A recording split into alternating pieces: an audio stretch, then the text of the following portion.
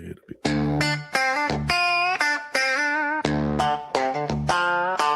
He's creepy, he's crawly, a headline every day. Twists it, spins it, tells you it's the only way.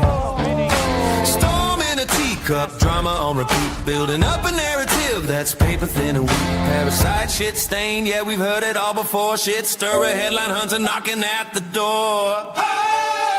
He's creepy and crawly, cries over every story, creepy, rewriting all the glory, creepy, crawly, memory like Dory, round and round again, same recycled story. That crawly frown like the sky's about to fall. Every single sentence like it's breaking news to all. If there's peace in the game, he'll find a way to bite. Turn a quiet Tuesday into outrage overnight. Without Gus and the Bulldogs, what's he even got? Clicks don't come easy when the headline's on hot. Chasing every rumor, dressing guesses up as fact. Throw it at the wall and hope the noise brings it back. From buzz to the next one, same old circus show, different face, same script. Everybody knows, talk it up, blow it out, make it sound profound, till the truth walks in and shuts it down. Follow! He's creepy and crawly, lives inside the story, creepy, chasing all the glory, creeping, crawling, nothing ever boring. If it gets a click, he's back again by morning. Creepy, creepy, he's back again by morning.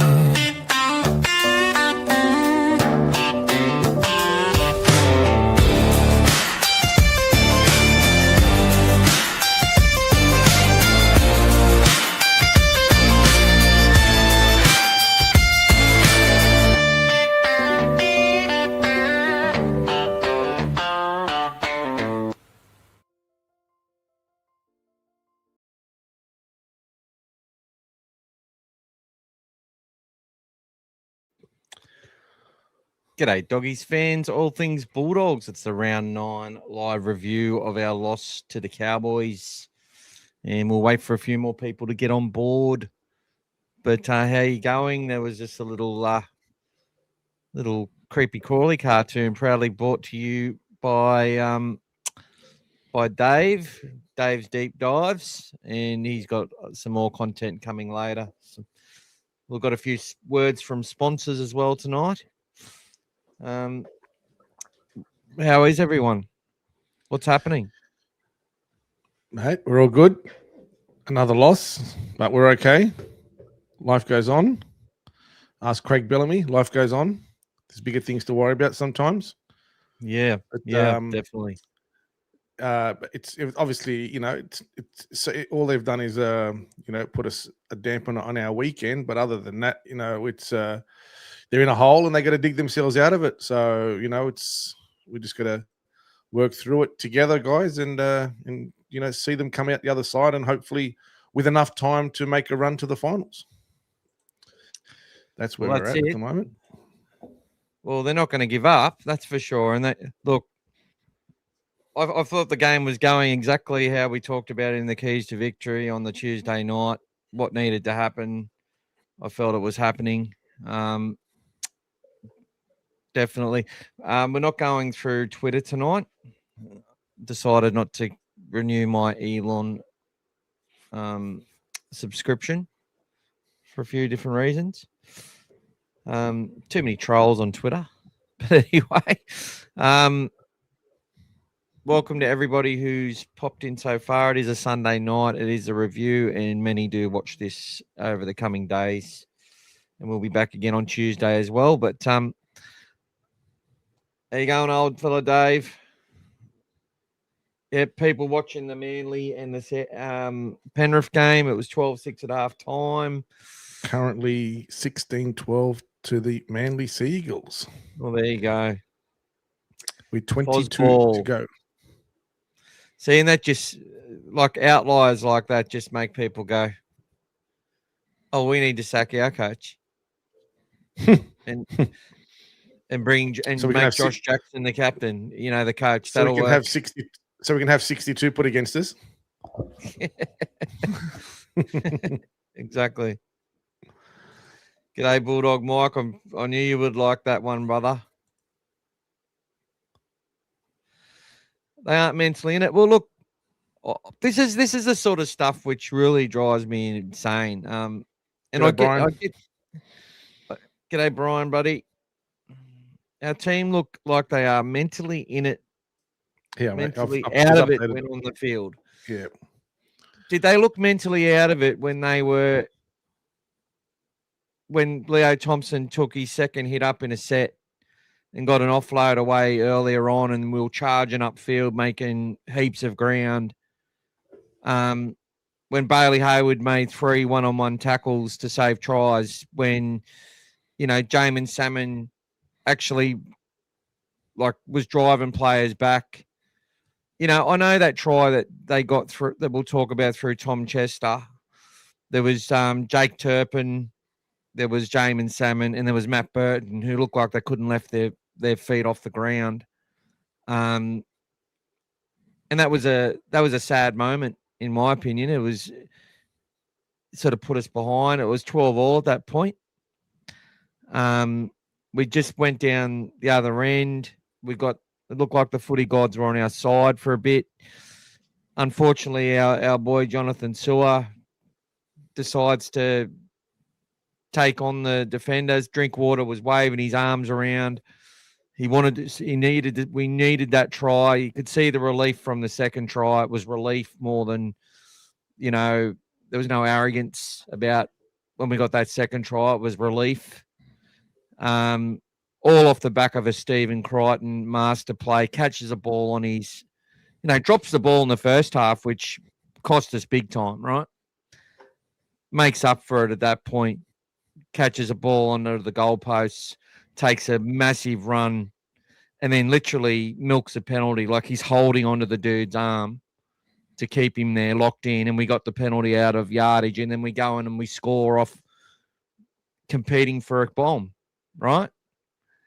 We had a lot go right. We competed for some things. They dropped some balls. We got 6 agains. Now, I actually agree with the coach. In all the games, the common denominator is our edges are just got players on them by the time, like, from the moment we throw the pass to the first receiver, they're already sitting out there. Like, we had success against Penrith because we had Maxi King and Harry Hayes running great lines back inside, which then we went out there again and forced them to retreat, and we're able to punish them. We're also so up for that game. The energy levels are off the planet. But when people say we had no energy in that game, I think, we switch off with a minute to go and the game's gone. 2 players on the left edge who are buggered, who did a lot of work out of yardage. Jono would have been devastated that he's literally butchered a try. I'm not going to punish him for that. Leo Thompson, 2 or 3 drop balls in that period as well, after looking like he was going to be the man of the match. Yeah. We had to scrap a win. We were trying to scrap a win. They gave us opportunities. Our attack is poor. They look void of answers at the moment, but they're not giving up. They didn't. To say they weren't in the game mentally, over 80 minutes they were found wanting, and that was the difference between us last year against sides in that start of the year. Our attack was no better, really. We just in those games. It was a little bit better, but we just Mitch Kenny said it perfectly. Like, he gets it. He doesn't run the footy. He tackles and he's like a prop in defense, but throws a pretty good pass off the deck and gets it to Cleary whenever he wants it. Like, he does what he's told. But he gets it. He understands that this team fought for everything. They break teams down until teams collapse. We did it 2-0 up against Newcastle, who had absolutely decimated with injury last year, and we go on and win by 20. Happy with that. I was talking it up like our attack was going to evolve a lot from there, because our attack was poor, even 30-0 against South. It was just that our opposition was terrible. They had no options at that point. They were scrapping wins, South, and they scrapped more wins than you can imagine. Like, they were doing a similar thing, but they had no attack. they were missing heaps of players. Campbell Graham just coming back from injury, didn't have their 6. Cameron Murray. Yeah, no Cameron Murray. Like, it all makes a difference. Totola's still injured, not coming back properly. You know, you get all their players on the field and they can score 38 points and still lose a match. Twice now. They did it against the Dolphins as well. Yeah, unbelievable. So I've probably summed up the whole review there, to be honest. Well, that's it, everyone. Thank you very much for coming, and see you next week. Let's say hello to people. G'day, Timmy. G'day, Mick. G'day, Timmy. G'day, Brent. Yeah, that was a crazy game, the Canberra game, mate. I think the stuff is finally dried now, mate. Finally dried the clothes, buddy. Even in the valleys, you keep cheering on your team. That's it, brother. Absolutely, mate. It's not just when we're on top of the mountains, guys. That's the true supporters. Thanks, Brent. Yeah, we always do, Timmy. You had to unjoin All Things Bulldogs, full of serial whiners, 15 posts a day of whinging and whining. He corrected it on the next one, mate. Bulldogs for life. Ah, there you go.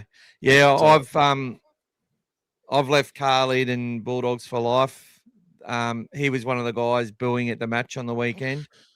You know, he just loses his mind, and then 3 days later, before the game, he becomes a fan again. I get it. We get why he's frustrated, but you know, look, I don't like. I'll shake his hand when I see him and whatever else, but you know, I've helped that guy out with stuff, and he's pretty rude in my opinion. Just anyway, shouldn't talk out of turn about people, but just disappointing, guys. Like, he's making money on his channel. He's making. I used to help him run his page. I could see how much money he was making on his page. So, he makes more money when we lose. Put it that way, than when we win. It's just disappointing, Mick. I mean, obviously, I've got the advantage of being at the game, living in Sydney, but it was just disappointing to see the reaction of the supporters, especially some people who I perceive to be, you know, very supportive and loyal supporters. To see their reactions at the end of that game was extremely disappointing, guys. I mean, I even took a video, which I didn't do anything with, of people unfortunately booing at the end of the game, which was extremely disappointing to see, guys. It's just not on, guys. I mean, I spoke to someone yesterday, and, you know, we're in a position of responsibility, guys. Like, when you're there and you're a true supporter, you know, yes, we're all upset with a loss. Doesn't mean you start booing your team. This is not what we do, guys. You know, people look up to us. People come and talk to us. I mean, I had multiple people coming and talking to me during the game, before the game, during halftime. You know, again, you're keeping everyone's spirits up. You're just hoping that we get the result. But it doesn't mean that if it doesn't go your way, you jump over the fence and you know, you do something stupid, or you start booing. So, you know, there was a few chants going on towards the end of the game as well, which were very disappointing to see. I mean, we are shit chants. Yeah, like, very, very disappointing, guys. Very disappointing. So, you know, we're all upset. You know, I mean, I was just upset. Anyone, like, there's decisions. Example, the one where we thought we nearly scored when you know, Sewer should have given it to Cherry to score in the corner, but he still got the ball around the. I still felt like that pass was okay. So that could have been a 50-50 call that we haven't had go our way for the last few weeks. That could have changed the result. 16-12 with a kick to come. 16-12, exactly. 16-12 with a kick to come. I think the game could be different. But we just, every time we're getting into that situation and we're copying it at the back of that, the guys, it's taken its toll. You know, all that pressure, and then what we're doing, as in the supporters on the sideline booing and all that, the players can hear that. That all takes its toll on the players. That additional pressure that they are feeling, that they are experiencing. That, yes, we're supporters, we're supposed to cheer and not, but to boo your own team, that's very disappointing. Very disappointing.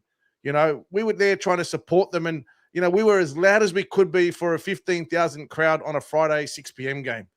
And we did everything we could to get them over the line, and it just wasn't to be. You know, in the end, they played their heart out. It wasn't from a lack of effort, guys. Yes, they made some mistakes at the end there, but it wasn't from a lack of effort. They were trying up until Taumalolo threw that, that crap offload, and we weren't in a position to defend it. They scored off it. That's it. They couldn't fight their way back into that game, and we conceded some very soft late tries. Can I talk about that? Can I talk about that there? Sure, mate. Go for it. I saw Todd Payton in the box, and he's very happy with that, obviously, as you would be. But I think there was definitely an instruction to, after going watching it again and focusing on it today, there was an instruction that they knew it was going to be a dogfight and a scrap, and it was. They know they've played a game of rugby league. That's what I mean when people say we're not mentally in it. We're missing some moments, yes, and there's some fatigue there, and I think they put nearly as much energy into that game as they did against the Panthers a few weeks ago. And people can say I'm full of shit, I don't know what I'm talking about, but I could see that those guys were just, even in attack, that it was like they were running themselves ragged, trying to make something happen, and it just wasn't. Constantly, like Galvin's trying too hard. Look, so we'll talk about where we think how they can simplify it. I think that Birdo needs to be getting more touches. They need to share it a little bit. But this is part of the process. And when they say sticking to the process, what they're talking about is that Galvin's getting a lot of touches for a reason, because they're trying to get him up to speed and get him learning all the ways it can go wrong. I even saw when he scored that Josh Curran come up to him. First of all, Presto went and said something to him, probably said, "Oh, you don't need me on your side, mate. You've got it covered. Or you just come down the left anyway," which he did. He scored 2 tries on the left. You hear people saying, "Oh, Galvin's not playing both sides of the field." Yes, he fucking is. He's doing it more than any half I've seen do it since 2014, to be honest, in our club. But the point I was going to make is that Galvin, he was just touching the ball too much, I think. I think they need to I agree with some of the pundits of some of the things they've said. You can see they're trying to manufacture. I sort of saw it when Oluwapu came to the club. They were trying to help build his game as quickly as they could. And I can see they did that a little bit with Toby as well. So Toby had to actually go back to Cup to get his defence right to come forward. But parts of his game regressed badly, and people weren't even alluding to it. Like, he went from one of the best short kickers into the game to not having the confidence to do it. There's so much, my mind gets scattered when I'm talking about things. Going back to the point Gas was on with Tom Chester, I looked at it. I thought that Payton, they knew they had to break the game up a little bit to unsettle our structure, because they knew we were going to be there fired up. And they were nervous, the Cowboys. Like, Marnie made errors. He misses that tackle on Galvin. One of the edge back rowers hangs off him. He went short, goes himself, scores. Like, good halfback play. And then I got scattered again. I saw Josh Curran come over to him, and he was shaking his head, walking away. So obviously he wasn't happy with some of the service he got. Or I could just be reading into things. I've read into things before, and probably completely off, but I'm just seeing that after the try. I'm like, oh, that's a bit interesting. Big shout out to AJ Jones. We'll talk about him as well. And we'll talk about why the players that have come into our team have done well. There's a reason for that. Everyone's like, give the boys a go. And then you go, oh, what New South Wales Cup game did you watch? Oh, I can't get access to it. I just see stats. You got someone selecting a side with Gordon saying, Joey, who I love Joey. We took him to the Queen's birthday. He is who he is. He's puts in so much effort for the Canterbury-Bankstown Bulldogs supporters page. He has improved the quality of the page over time and and allows us to get rid of the filth and the pigs off there. But this is what happens with Joey. As soon as he loses faith in the shiny new things, he starts looking to the new shiny new things. It's quite to 50,000 people, and not everyone's can invest in the league the same way that we are privileged to do. So they just run with it. Next minute, they're all flapping their trap, and that just feeds media narratives. To sit there and listen to Ennis and Anasta talk about Bailey Hayward and the chopping and changing of him to Turpin, as if like Michael Ennis, when he was in his second year of hooker, didn't play a mixture of games off the bench and starting, and even if he did start all the time, it's probably because he was a genuine hooker coming all the way through. Lachlan Croker, all these people have come from Jeremy Marshall King, didn't just start in the hook and roll and play 80 minutes. They had to develop their time there. Marshall King just keeps breaking down because it's that demanding of a role. Like, you need to understand how tough it is. Turpin is a hooker who breaks down all the time. Now, the clubs back themselves to get him right. Now he's done a fucking bicep. Like, he's had every injury under the sun, the poor guy. He's one of the most high tackling, efficient hookers there is defensively. And he hits hard. And we've lost that now. He's done his bicep, right? He had to come in. When the coach says Bailey had a couple of niggles, that's what he was trying to say, by the way, niggles, not the other word. Off a 5-day turnaround. That's just roster management over a season, which for 20 years, all the pundits have said is too long. And the fact that teams are having 12 and 13 people missing from their rosters, right? So these guys act oblivious because our fans are oblivious, and they're just feeding our and I'm not just saying just our fans across the NRL. And then not everyone's supposed to know everything either, and we certainly don't. But what we're saying is that they act vague about things that they know are completely normal for clicks, for their advertisers. And you just have to, when you understand that Andrew Voss is creating subject matter for his radio show the next day, he can love the Bulldogs all he wants and love Gus and have good relationships with people, but they know he's doing his job when he's doing that, so they don't give a fuck, right? They don't really care. But although they do know that the fans are getting the wrong picture because of it. The fact that they talked about Sexton in New South Wales Cup last year when Galvin come to the club, who does that? They rarely talk about players going back to New South Wales Cup and how they performed. But at the Bulldogs, if the agenda's there, the narrative's there, they're going to do it. But this is what we've got to deal with. This is part of the journey, part of the process. The club, the coach is right. Within their four walls, they've got to go back and work out, well, how do we do things so that opposition teams can't just sit there and be on our edges? How do we be smarter about it? Do we just give away 6 against to set our line rather than trying to get up fast? Cowboys played the ball at 3. Like, that was one of the fastest games of NRL, probably with the lowest to score under 40 points in a game that I've seen in a while. That Bulldogs-Cowboys game. They played really well, the Cowboys, even though they were making mistakes and shit. Some of their some of the coming out of their own end, like, it's like they got 5 Jacob Carrazas in their back line. The way that they're lanky, they're awkward, they step, but they're all just faster than him as well, by the way. And they've developed those kids, and they did a great job. And their forward pack's the biggest pack in the comp. You go through it, it is. And they did well. So credence to them. And they got, how many lucky tries did they get? They got another couple of lucky tries too. I reckon we've conceded 9 lucky tries in 3 weeks.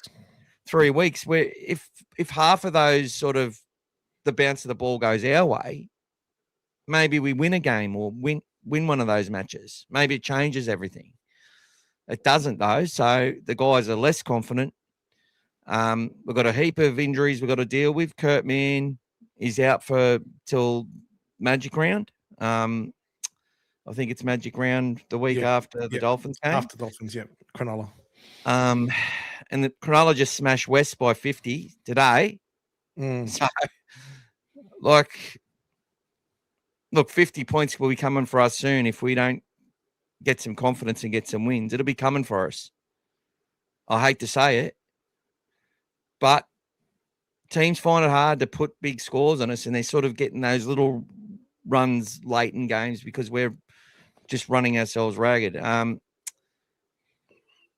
So Mann's out and Turpin's out. So Sean O'Sullivan's going to come in.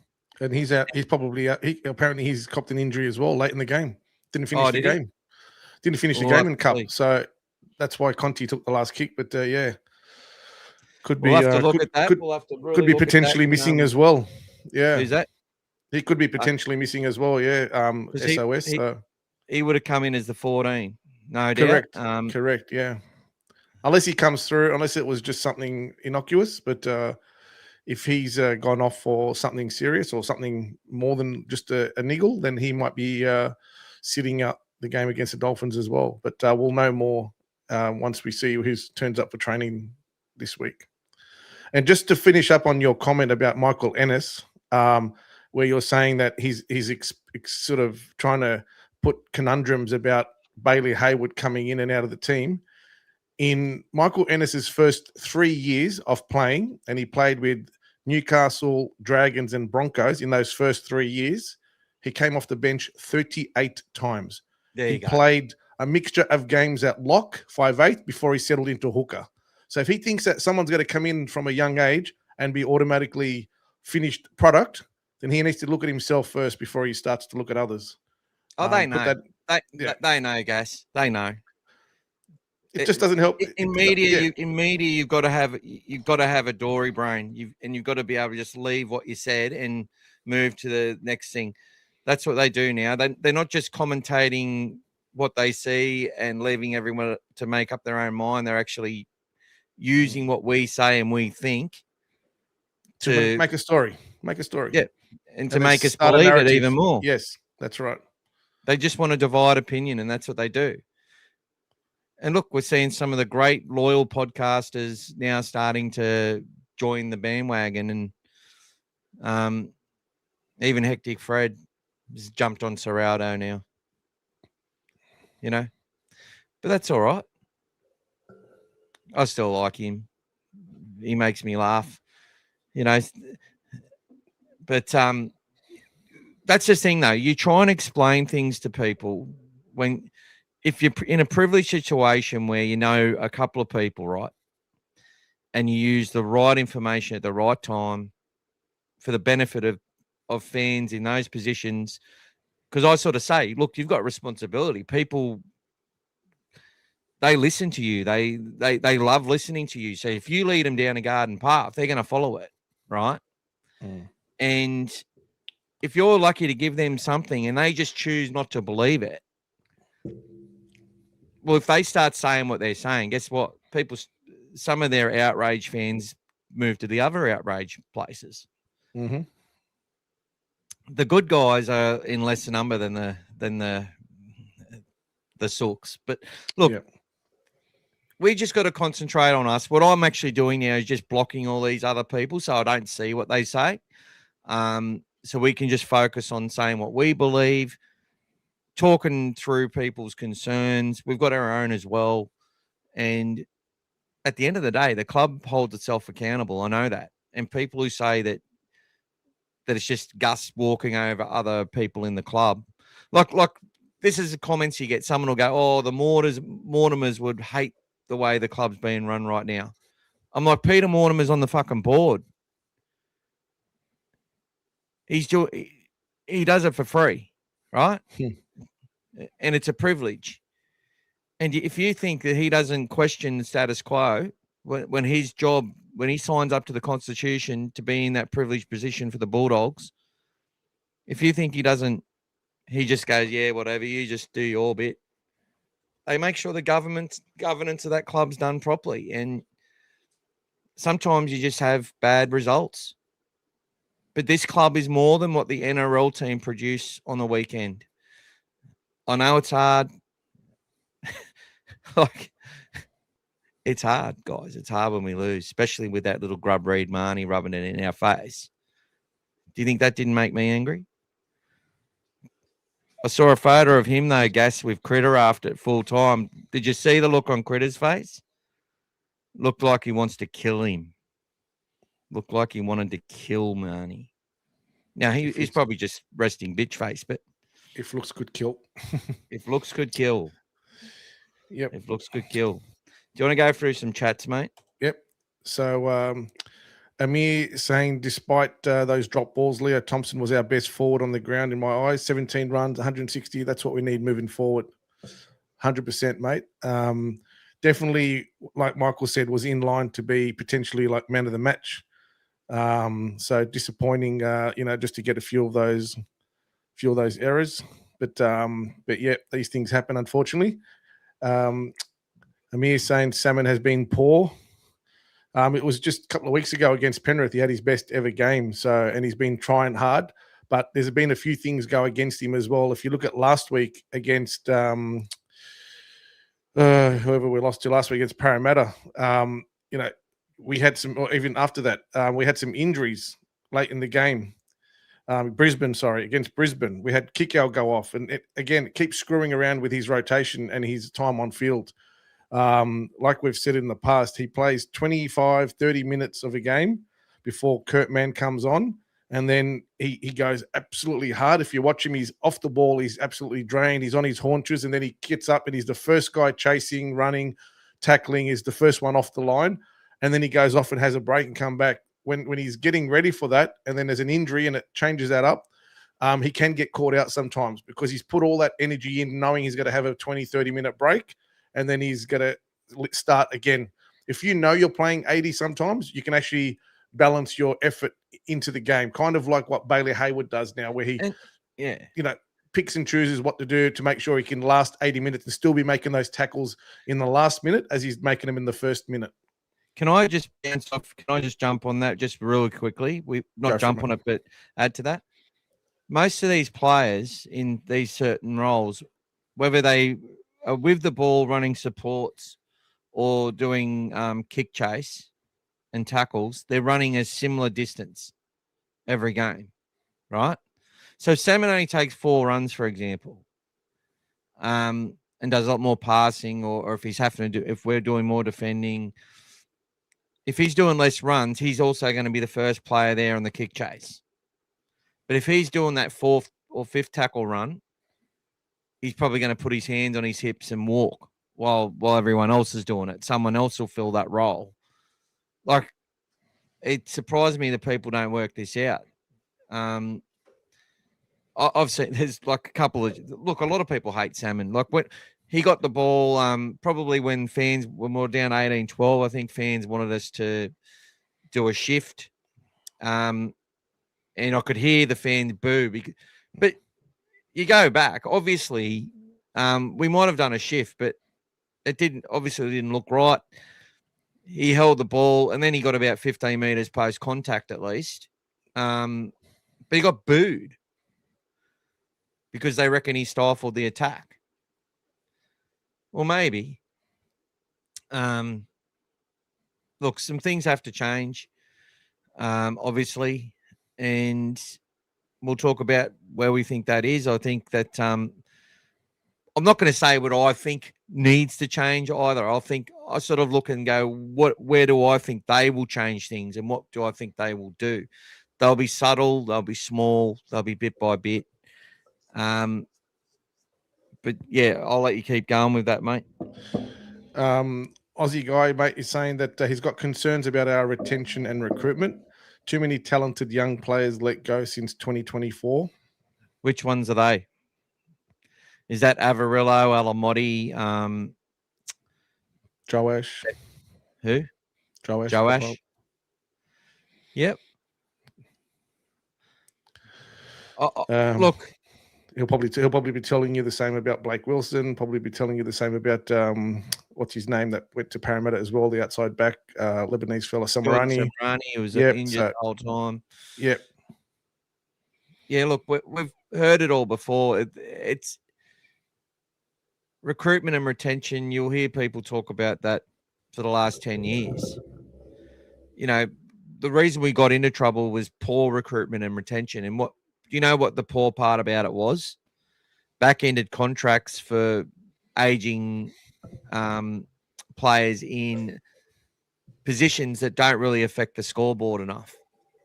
So your Greg Eastwoods, your Josh Morris, you know, a centre getting 900 grand in his last year. Mm. You know, then you got Brett Morris, who is constantly injured.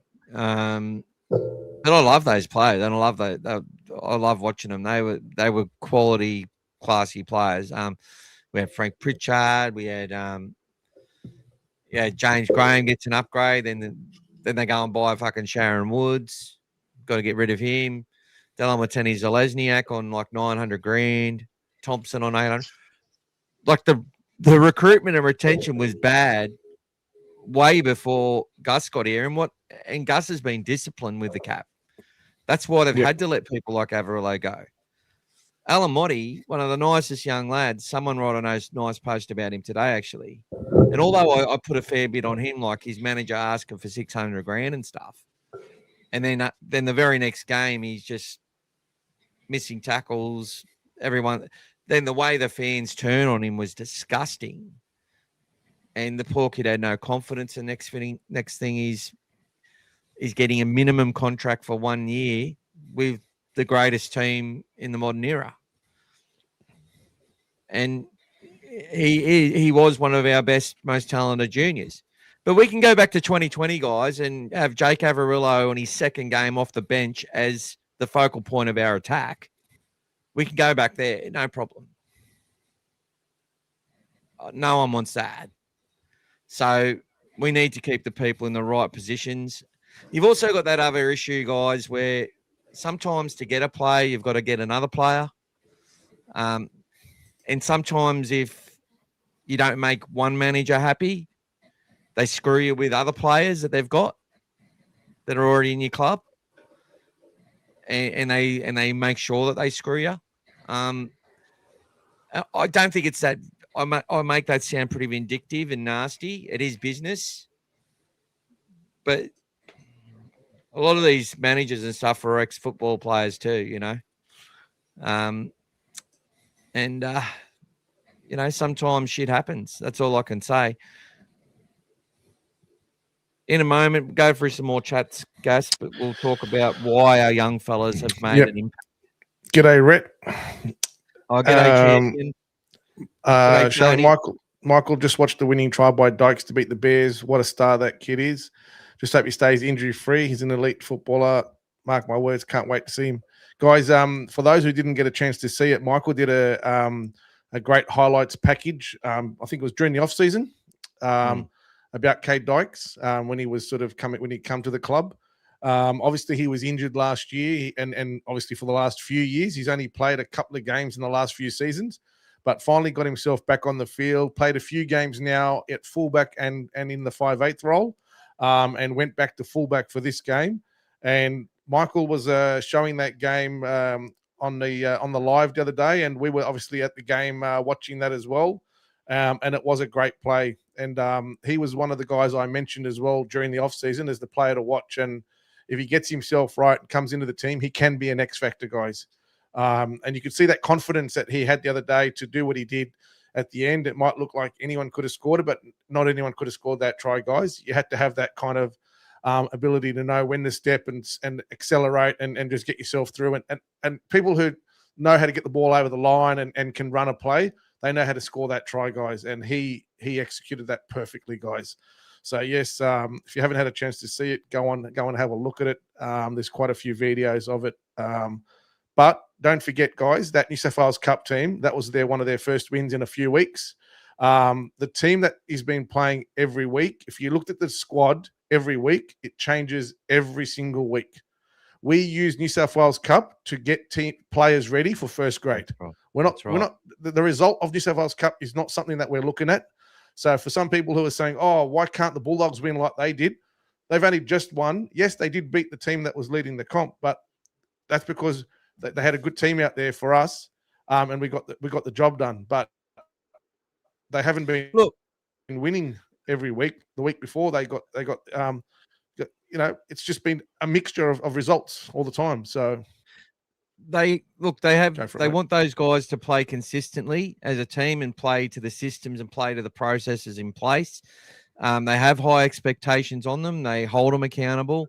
But there's individuals there that'll get extra minutes, even though it could, and they'll be expected to go out there and not let in a try or whatever. But sometimes that's just the reality of what's going to happen because you're playing a guy a bit longer. Daniel O'Donnell, for example, the guy come off the bench at the hooker. He then the next day plays starting hooker in the Ron Massey Cup game that we won 68-10. 12, whatever it was, 10, Yeah, and sitting third on the ladder in Ron Massey Cup, which is good. I actually really like that comp. I enjoy watching their games.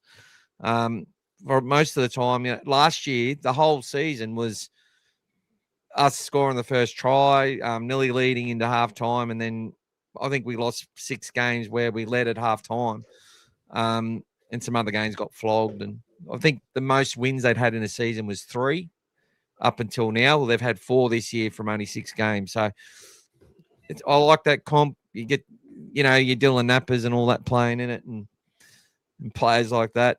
Michael Jennings, Jared Hayne was there last year when he got out of jail.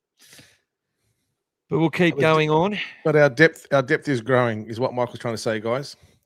So, look, guys, there's a 2026 new recruits focus, Cade Dykes. You can find it under the new breed at dogfathermedia.com.au. Unfortunately, a couple of the other players that are on there have left or didn't work out.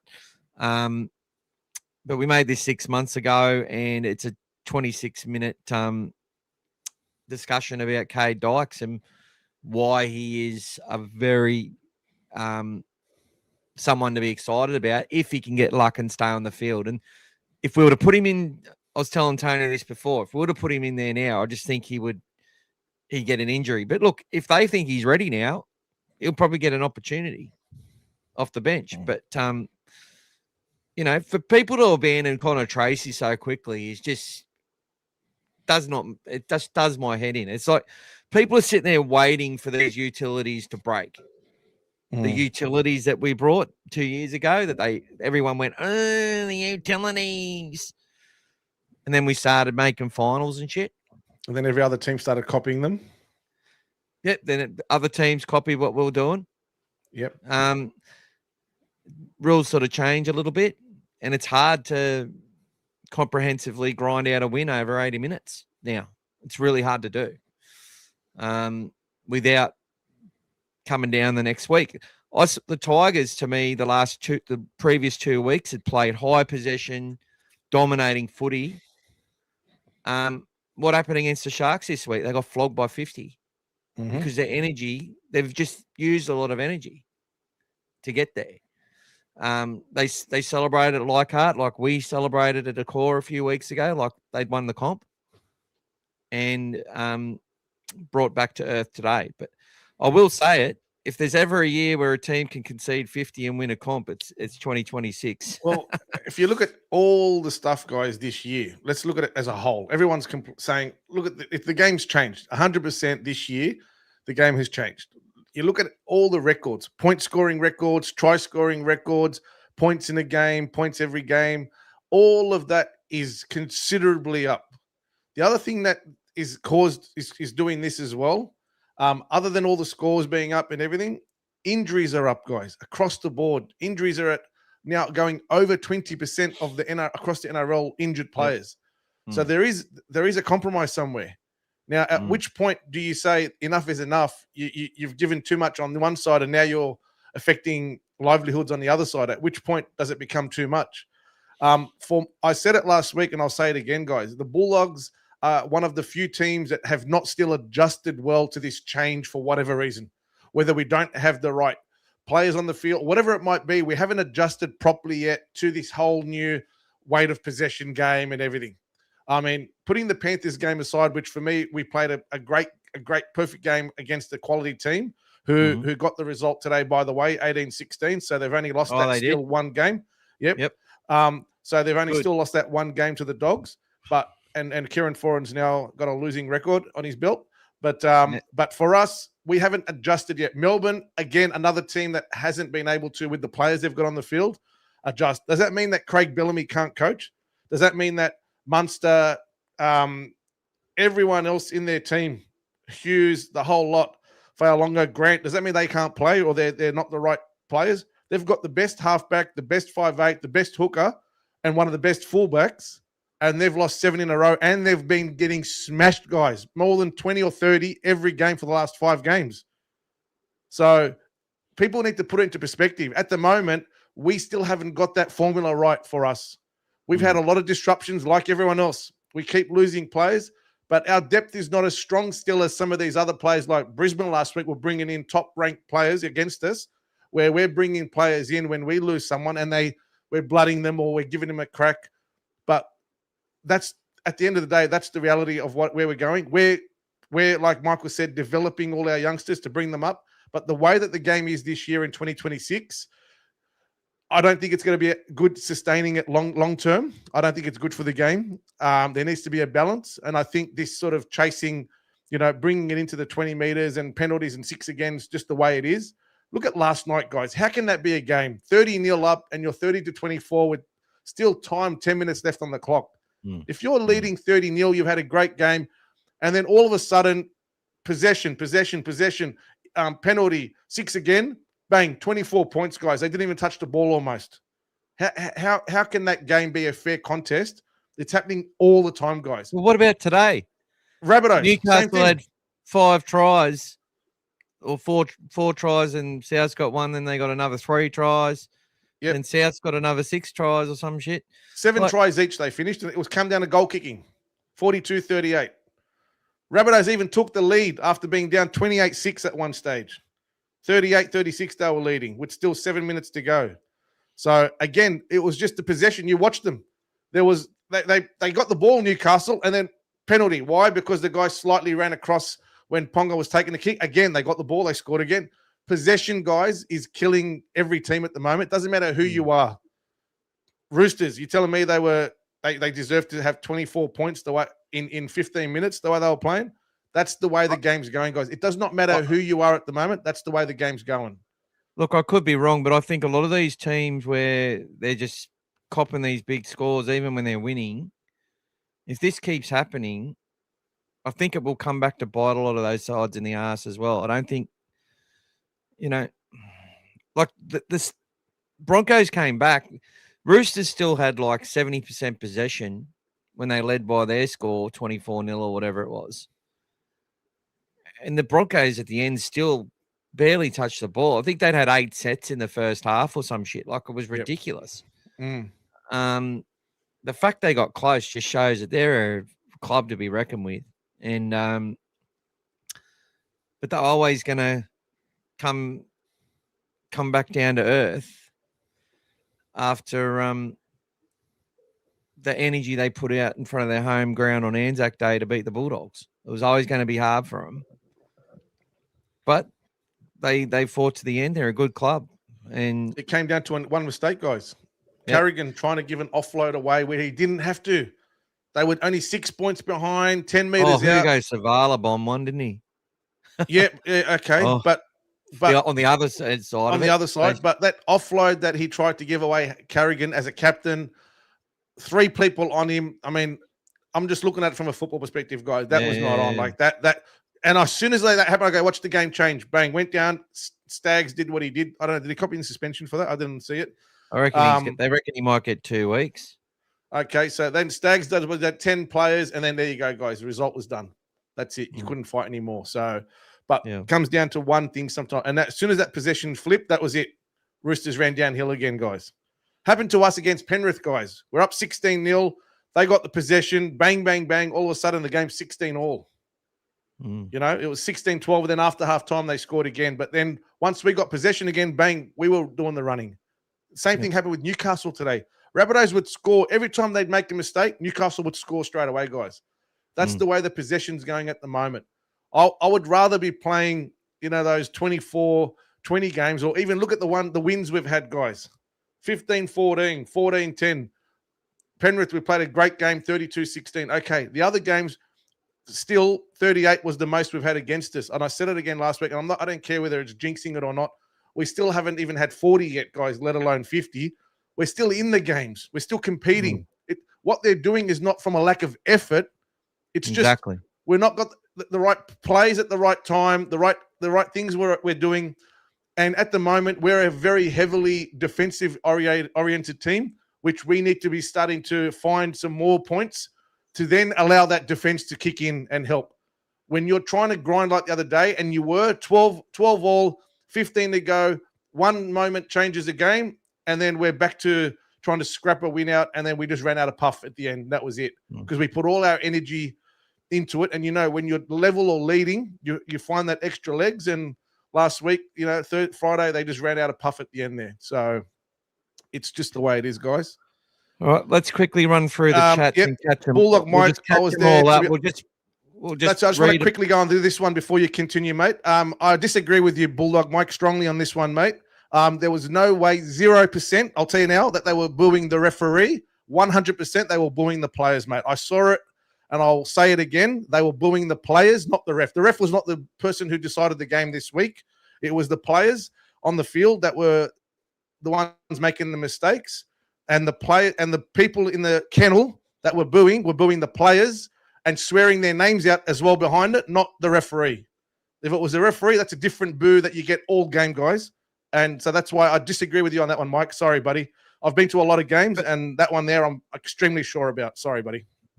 Mike did point out a very good that, and I've thought this as well, that bloody Cotter was offside.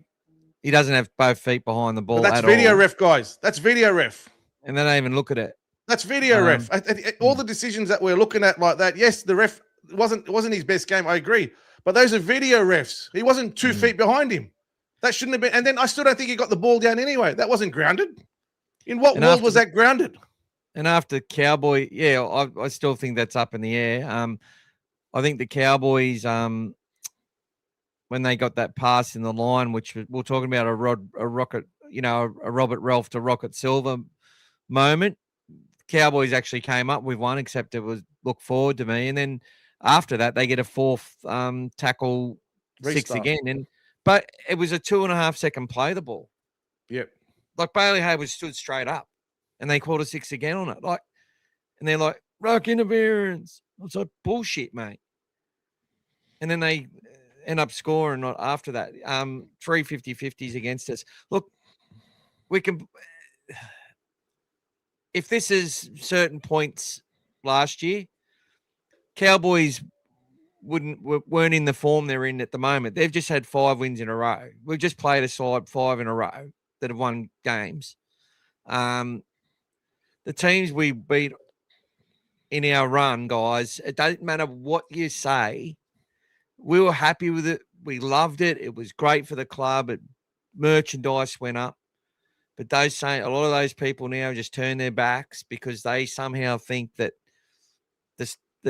due to the stats, we're playing better teams. Teams have improved. We said it in the offseason. A lot of teams are going to improve. They've improved their rosters. They've got a lot of cohesion in their squad. There's a lot of teams with not too many players off contract because they've signed them up. We've got 12 off contract. Now, that can work for you, but it can also work against you as well. There's all things. It's the fact of the matter is we are lacking confidence at the moment. Now, someone's saying to me, and look, and it's fair enough that they don't just believe it's confidence. I'm not, because we all want to sit there and go, oh, there's a problem in the dressing room. Now, when I sit there and I say that, when I talk about managers and I talk about all things, these things are faced by all clubs all the time. But with Canterbury, we're in this transition phase of where we really put a lot into our juniors. We brought a lot of players in. There was a lot of hype.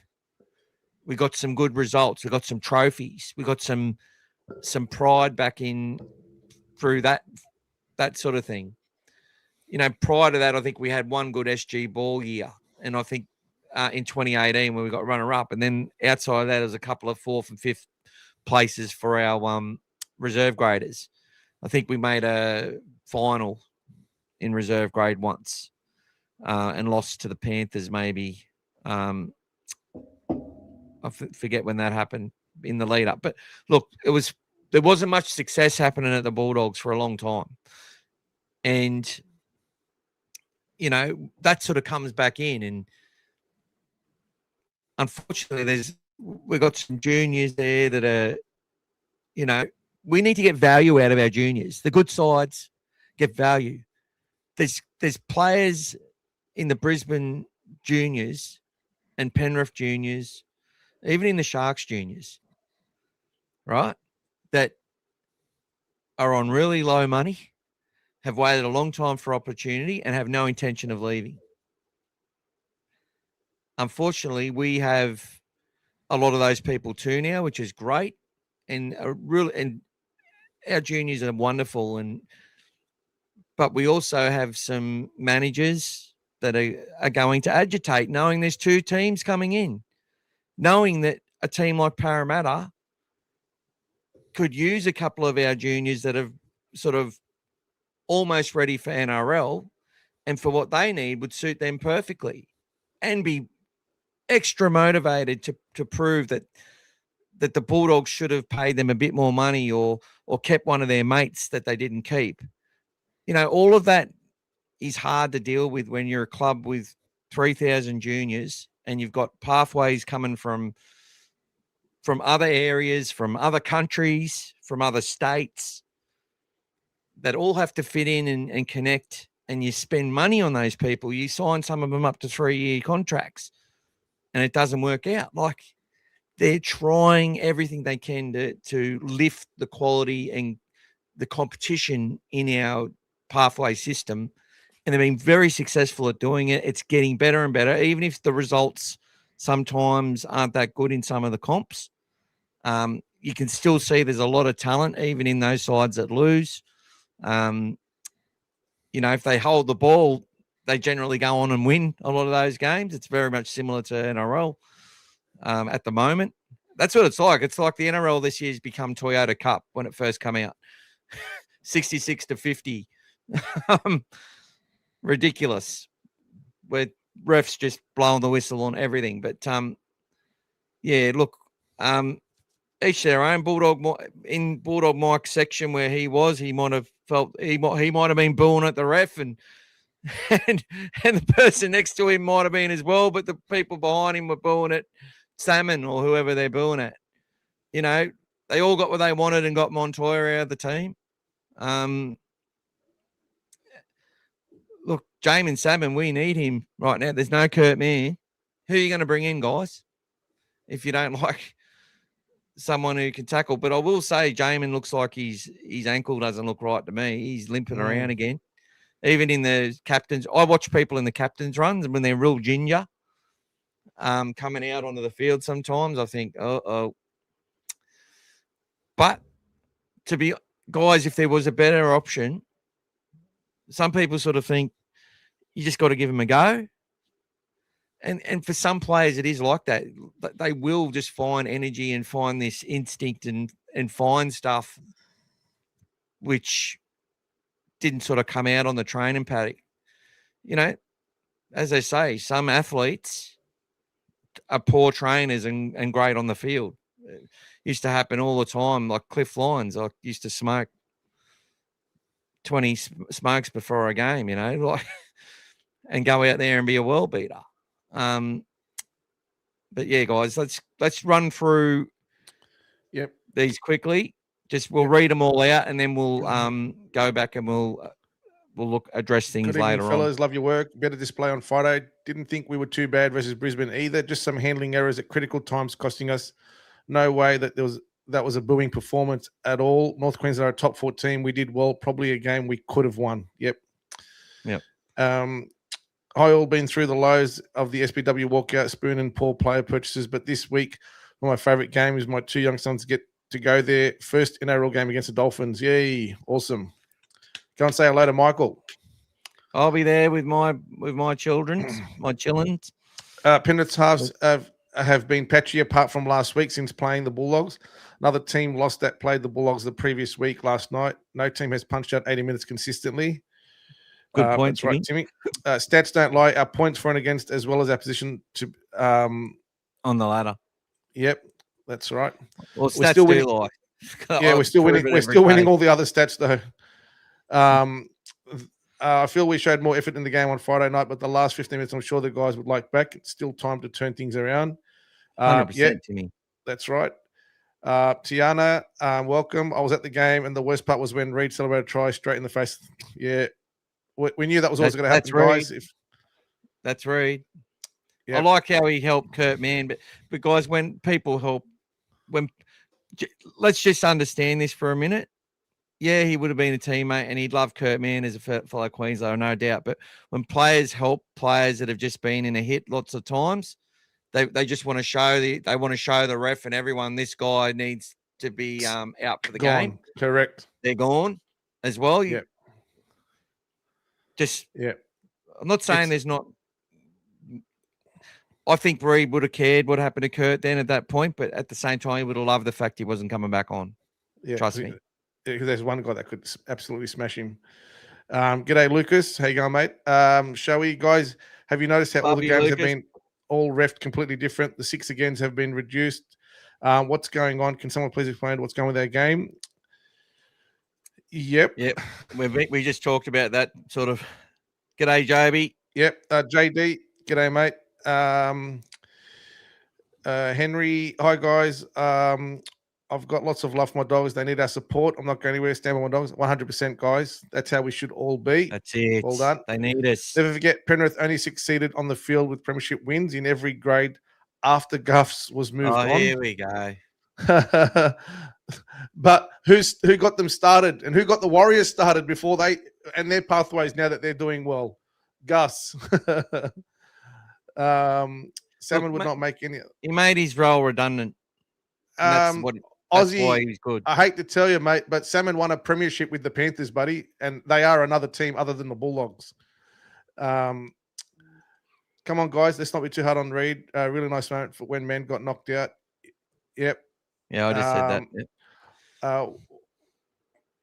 What you don't think Gus has anything to do with the building it before he left? Exactly, Brian. Thanks, buddy. Yeah.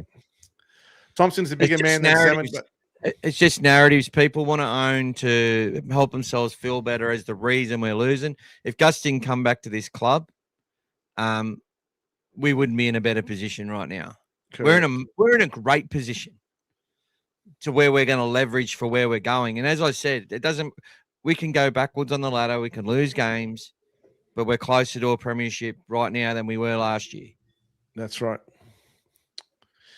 Thompson is a bigger man than Salmon, but can play longer minutes. How does that work? Very, very easy. Michael's already explained the effort, and we spoke about how Salmon plays his game compared to how the other guys play. 2 completely different positions, 2 different players, guys. I can tell you now, man. If you're a bigger man in the middle and got a big engine, you're handling contact both sides of the ball a lot easier against someone who's 87 kilos. It's like when people say Kurt Mann's got to start in the middle. All right, you go get your 85 kilo friend. I'm sure someone's got one, and tell them to go start in the middle and defend. Like our wingers are bigger than Salmon and Mann, right? And Ari Tuala's 97 kg.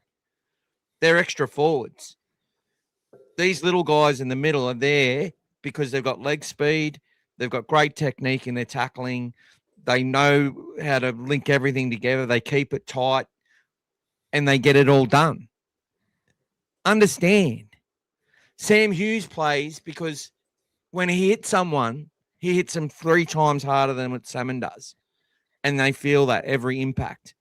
And when they tackle Sam, it's a lot easier for him. It's a lot harder to tackle Sam than it is to tackle Jamin. It's as simple as that. So little guys in the middle, it's harder for them. Isaiah's not what's Isaiah? 102 kilos, 6'4". Like Cameron Murray, they're all 100 kilos. They're not 95. They're not 94. They're small. These guys in the Dogs, and they're trying to do a job until we can develop players to fill their roles that they're in now. Well, Isaiah, because he's 195 centimeters, he's 106 kilos. Yeah. Yeah, that's it. There you go. I hope that explains it to you, Amir. Harsha, just rewatch the highlights. Cowboys got lucky with offloads and the ball bounced favorably in the last 20. Look, I said it to Michael the other day, guys. if I put my golfing hat on, anyone who knows anything about the game, if it's like you can hit good shots sometimes, it clips a tree, does something, it bounces, goes into the bush or in the water or whatever. Other times it goes back on the fairway on the green. At the moment, we're getting the bounces. Everything's going against us. That's just the bottom line. Still trying the same. If I'm hitting the good shots, you're doing whatever. Sometimes it goes your way. Other times it doesn't. Yes, you got to make your own luck, guys. But we got to keep the effort, keep believing, keep doing what you got to do. Everything that we're doing at training is going to lead into the games. You put the effort in, you got to get the results, guys. And I honestly believe if we can get one good win under our belt, guys, I feel like we can go on a little bit of a run. If they just need to get that, break the shackles, get that confidence, and they might be able to win, a couple of games out of the next few. So,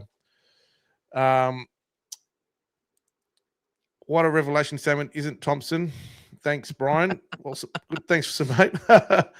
Salmon missed the poor tackle on Chester. Michael spoke about that. Amir, earlier, and Amir, I actually responded to you that in the chat. So why are you repeating something? Yeah, he didn't just. What was Matt Burton and Jake Turpin doing as well? Because he beat the three of them. But see, we pick one player that we like the least. Sorry, mate. Go look at it again. And it's like the Cowboys. The narrative was, Reid Marnie missed that tackle on Galvin, but it was also the work of the other Cowboys player, which their lack of communication as a team meant that Galvin was able to score that try. It wasn't just Reid's fault. But Cooper Cronk, as the commentator, is going to talk about it being Reid's fault because this game that they've talked about is Reid Marnie versus his old team that he was booted from and doesn't know why he was booted from it. That's the narrative that they're talking about.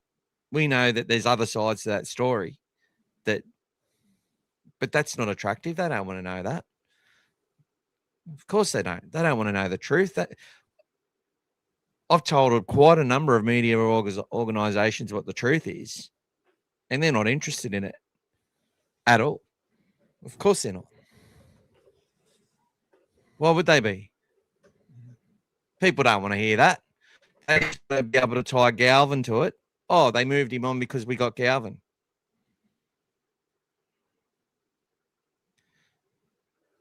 That's it. Who's up next? 1 second, mate. Amir's also saying we need speed. Wish we got Khan Pereira. Would have been. I still think he would have had a good deal. But look, definitely, I said the same thing to Akius. I would love to have him with his speed in our side as well. And learning our defense for sure. And yep, with learning our defense, he might have been able to get some good defense going. Just check your private chat, mate. Jacob, what have you got there, mate? AJ had a great debut. Correct. Should have played earlier. To be honest with you, he wasn't ready, mate. He got suspended early in the year, had a few niggling injuries, and they were building him up to get ready. And the reason he played so well is because once he did get ready, he was ready to go. So even when he played, he still wasn't playing the full minutes or doing anything amazing in Cup, but they just felt like they needed that change. And he's the kind of player, once he's got a few games under his belt, and he already showed the other day, he's a damaging runner. If he comes into his own, he's going to have that bit of, fire in the bit that we need as well. So, but great debut. And it was, look, just as disappointing as it was for the players, they did an amazing job after the game. They all went and did the big celebration they do, guys, where they, the player who's made his debut, they rally behind them, take a massive big team photo with the family and everything on the field. So that was done, straight after the game when they all really were just wanting to get the hell out of there. So that was good from the team to support him as well. Mick, you probably said earlier that Dykes reminded you of Lockyer. So when you guys go and watch that on Dogfather, you'll see what he's talking about. Critter's just down on form, mate. Had a bad error, but when he did step up late in the game, guys, and he started running, I think he was dragging players 20 meters like post contact with him, three or four players. Second half. Go watch when we're down 12-6. He catches the ball under the post. His next run out wide, and then he milks the penalty, and we go upfield and score. And then he does another run. We go up and score. absolute Yeah. carried the team on his back to get us out of trouble and get us into the game. And I honestly thought we're going to scrap a win.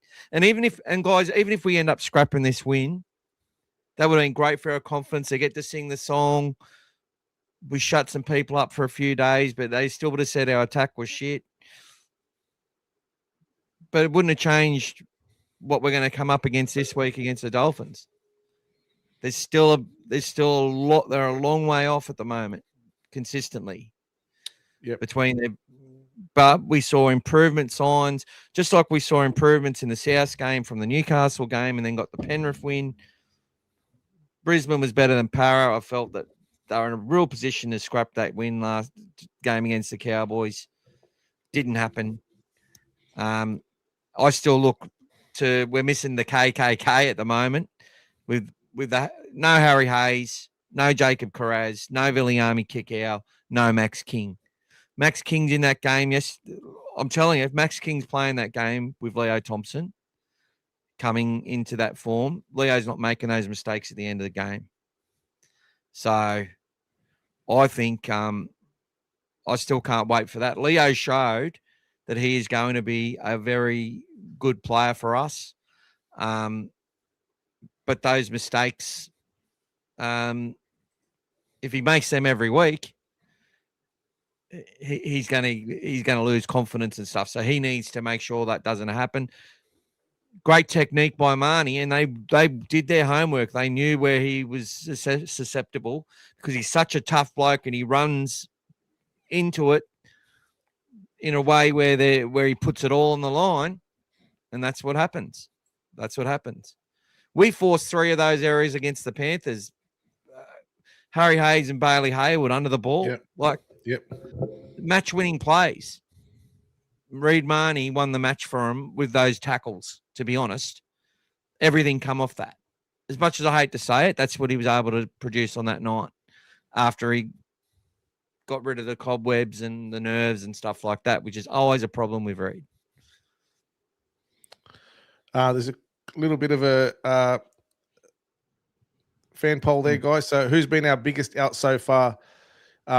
Max King, Carraz, kick out, or all 3 are vital. So whichever one, if you just in the chat type the number 1, 2, 3, or 4 and press enter, it'll let you vote on those. So far we've got Max King at the moment more than Carraz and kick out as a whole. So I think all are vital, but yes. Max King is the most important. Yeah. At the moment, the way we're playing. But yeah, Jacob Carraz and Max King strip defenders off other players because people have got to go in and worry about their offload. Right? And that just helps us do things. Okay, that helps us take opportunities, create second phase and build off that and play the game where we want to play it. That's what happens. So just to follow up on Salmon, and Aussie's he's got the rampage going today. Gus has made a mistake keeping Salmon, letting Curtis Moran go. It's got nothing to do with Gus, mate. The coach decides on those things, mate. And if that's what they thought was best for the team, that's what they thought was best for the team. So a lot of you still, unfortunately, don't understand the role that Salmon plays in the team. And Michael's explained this ad nauseum, week in, week out. So it's not fair on everyone else to keep hearing it, guys. And we both love Curtis Moran. Yeah, 100%. We love Curtis Moran, right? I love Brad Moran. Depth player. Curtis, way more talented than Brad, in my opinion. Both Bulldogs, both tough, both hungry. Titans have got a Bulldog there. But you can't keep them all. And we wouldn't have been able to keep him for the money that he could get going to the Titans. 100%.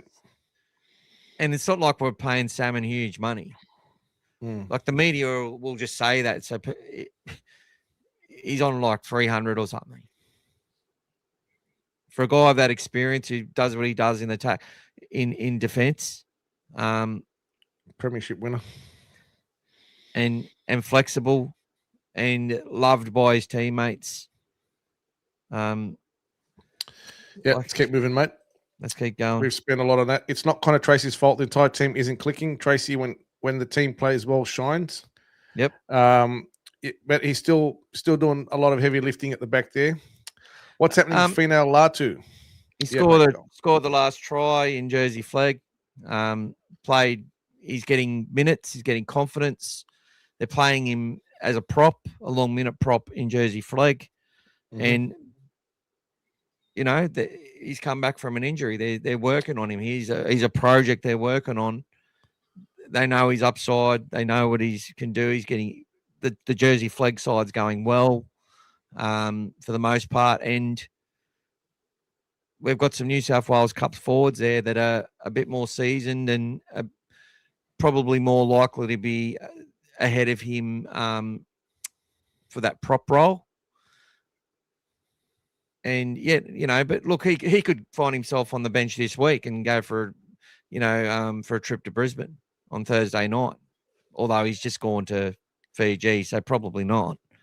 When do you think he's going to be a chance to get back even into the Cup team if he's not in Jersey Flegg? Do you think they'll want to see him in the Cup before they see him in first grade, or do you think they'll? I just don't feel that they'll bring him straight from Flegg into 100%. Yeah, he's got it. So I think he'll have to come in the Cup and dominate there, and then earn his way through. Yeah. I think he'll have at least a couple of games there, and if he starts to aim up, because he's probably going to be more in the back row on the edges rather than the front row. I think Jersey Flegg's a bit different for him at the moment. All right, let's talk about Jonathan Sewer and AJ Jones quickly and why they are ready, guys. You need to understand that so much went into these kids to get them ready for this year. Now, AJ would have been probably a bit closer.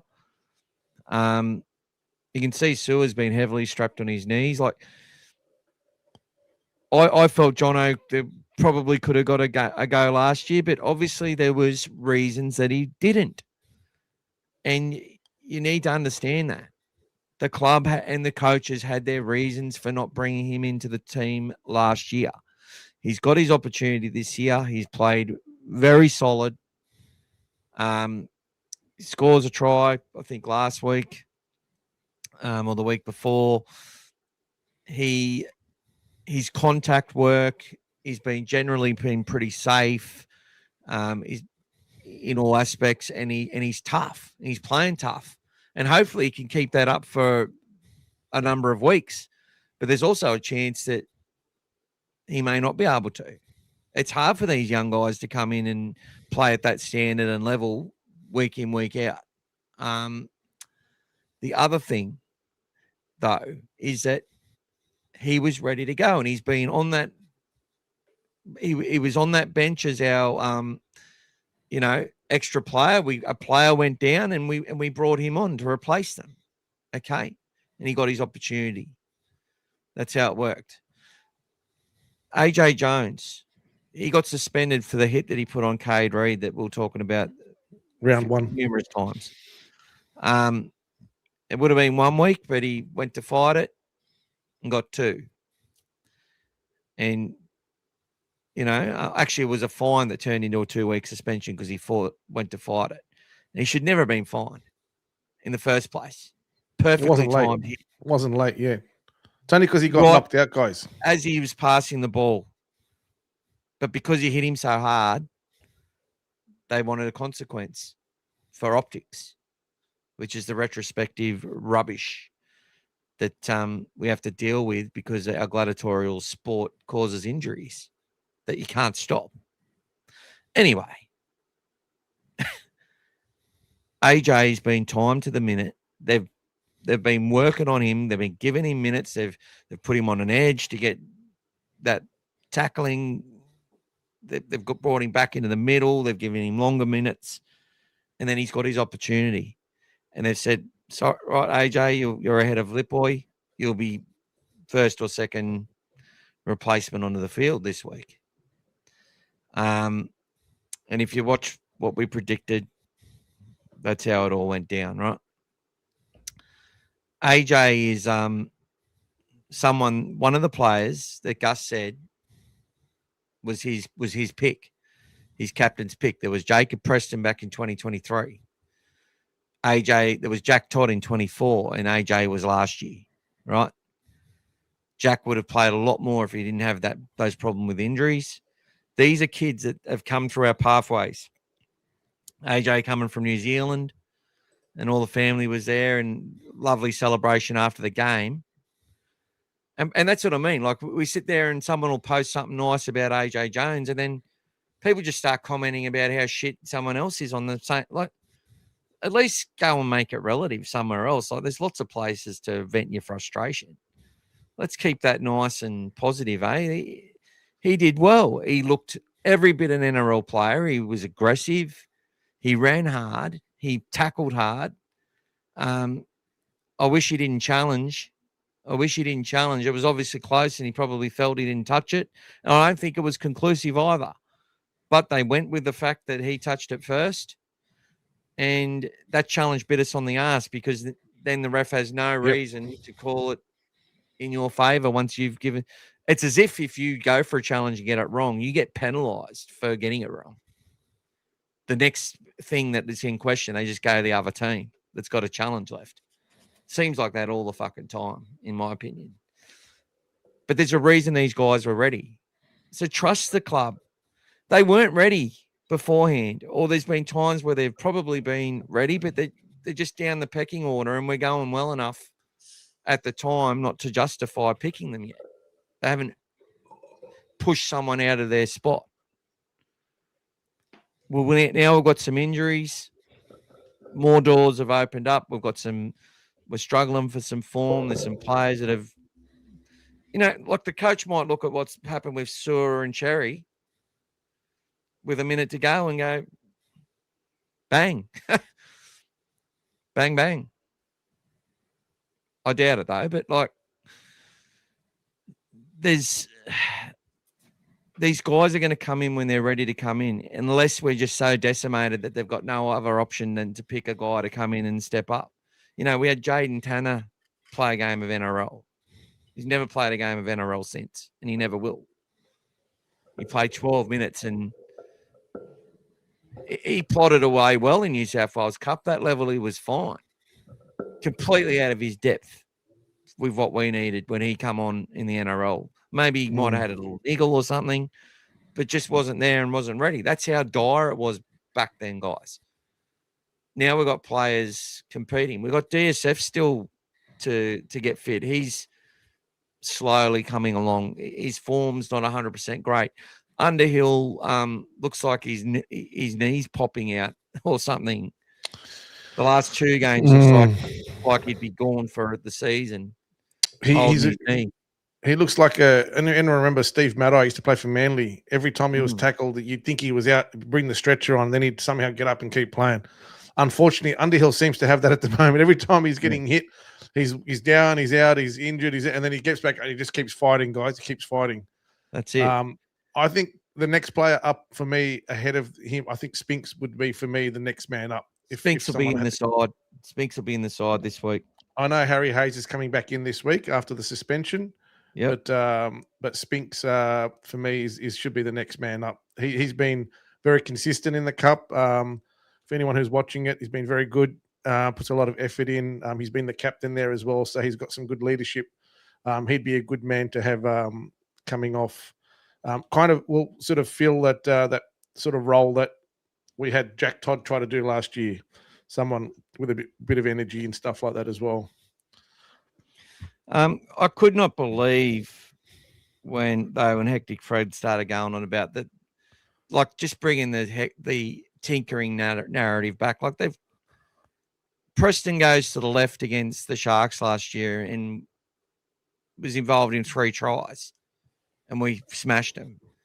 Gus come out and said he's a better left-hand player. We've always known he played left centre at the Bears and a bit of left edge. Right, he is a masterful player on the left.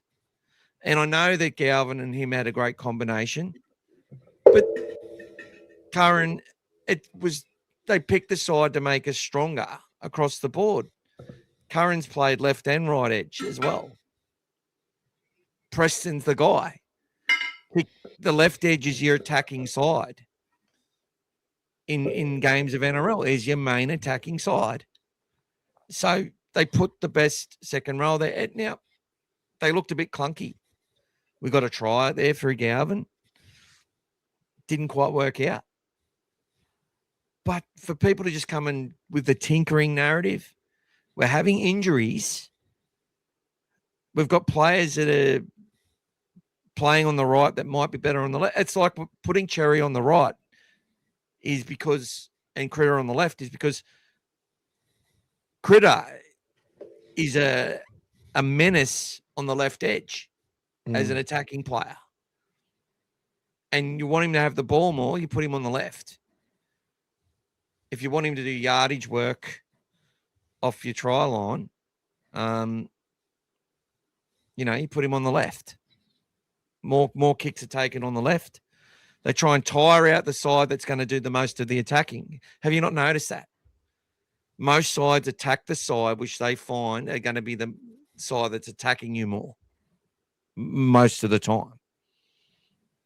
Like there's all these little things in rugby league which are very consistent and right in your faces. It's not always the same. You have outliers. You have games where they mix it up and they change it, or they go in with something different and catch teams off guard.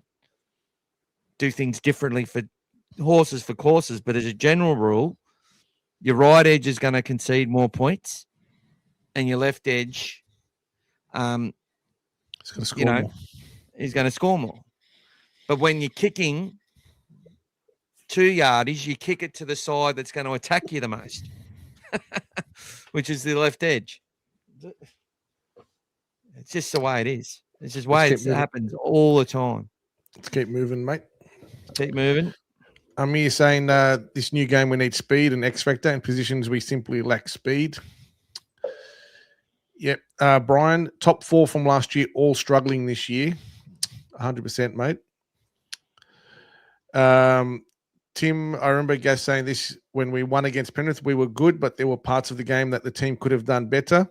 Much can be said for the Panthers in the last 3 weeks. Yep. Injuries are no excuse.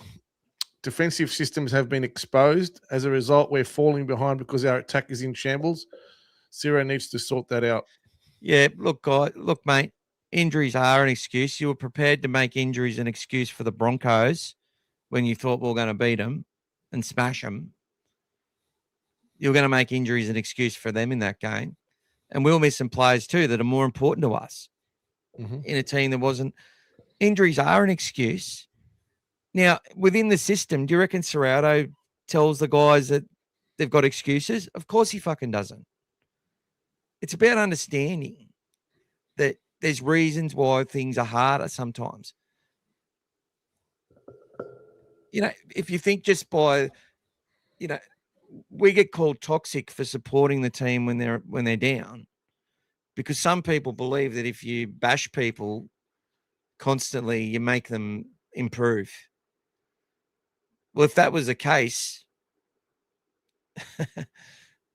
there'd be some regimes which would just dominate the world, wouldn't they? Maybe they do. It's our job's to support them and to back them to fix it. There's no easy fix. There's no shortcuts. They have to do it bit by bit. I've watched sides with heaps of injuries.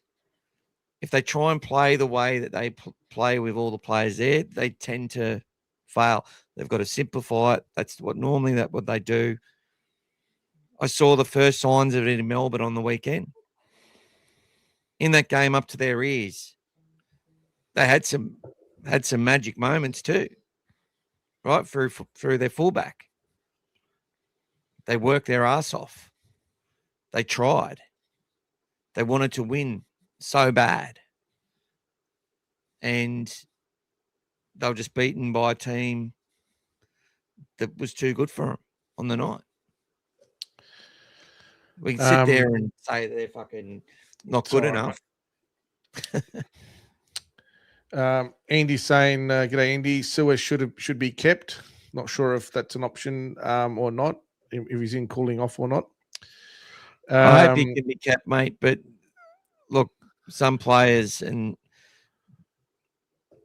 I think the management company that managed Toby Sexton also manages Jonathan Sewer. Not saying that means anything.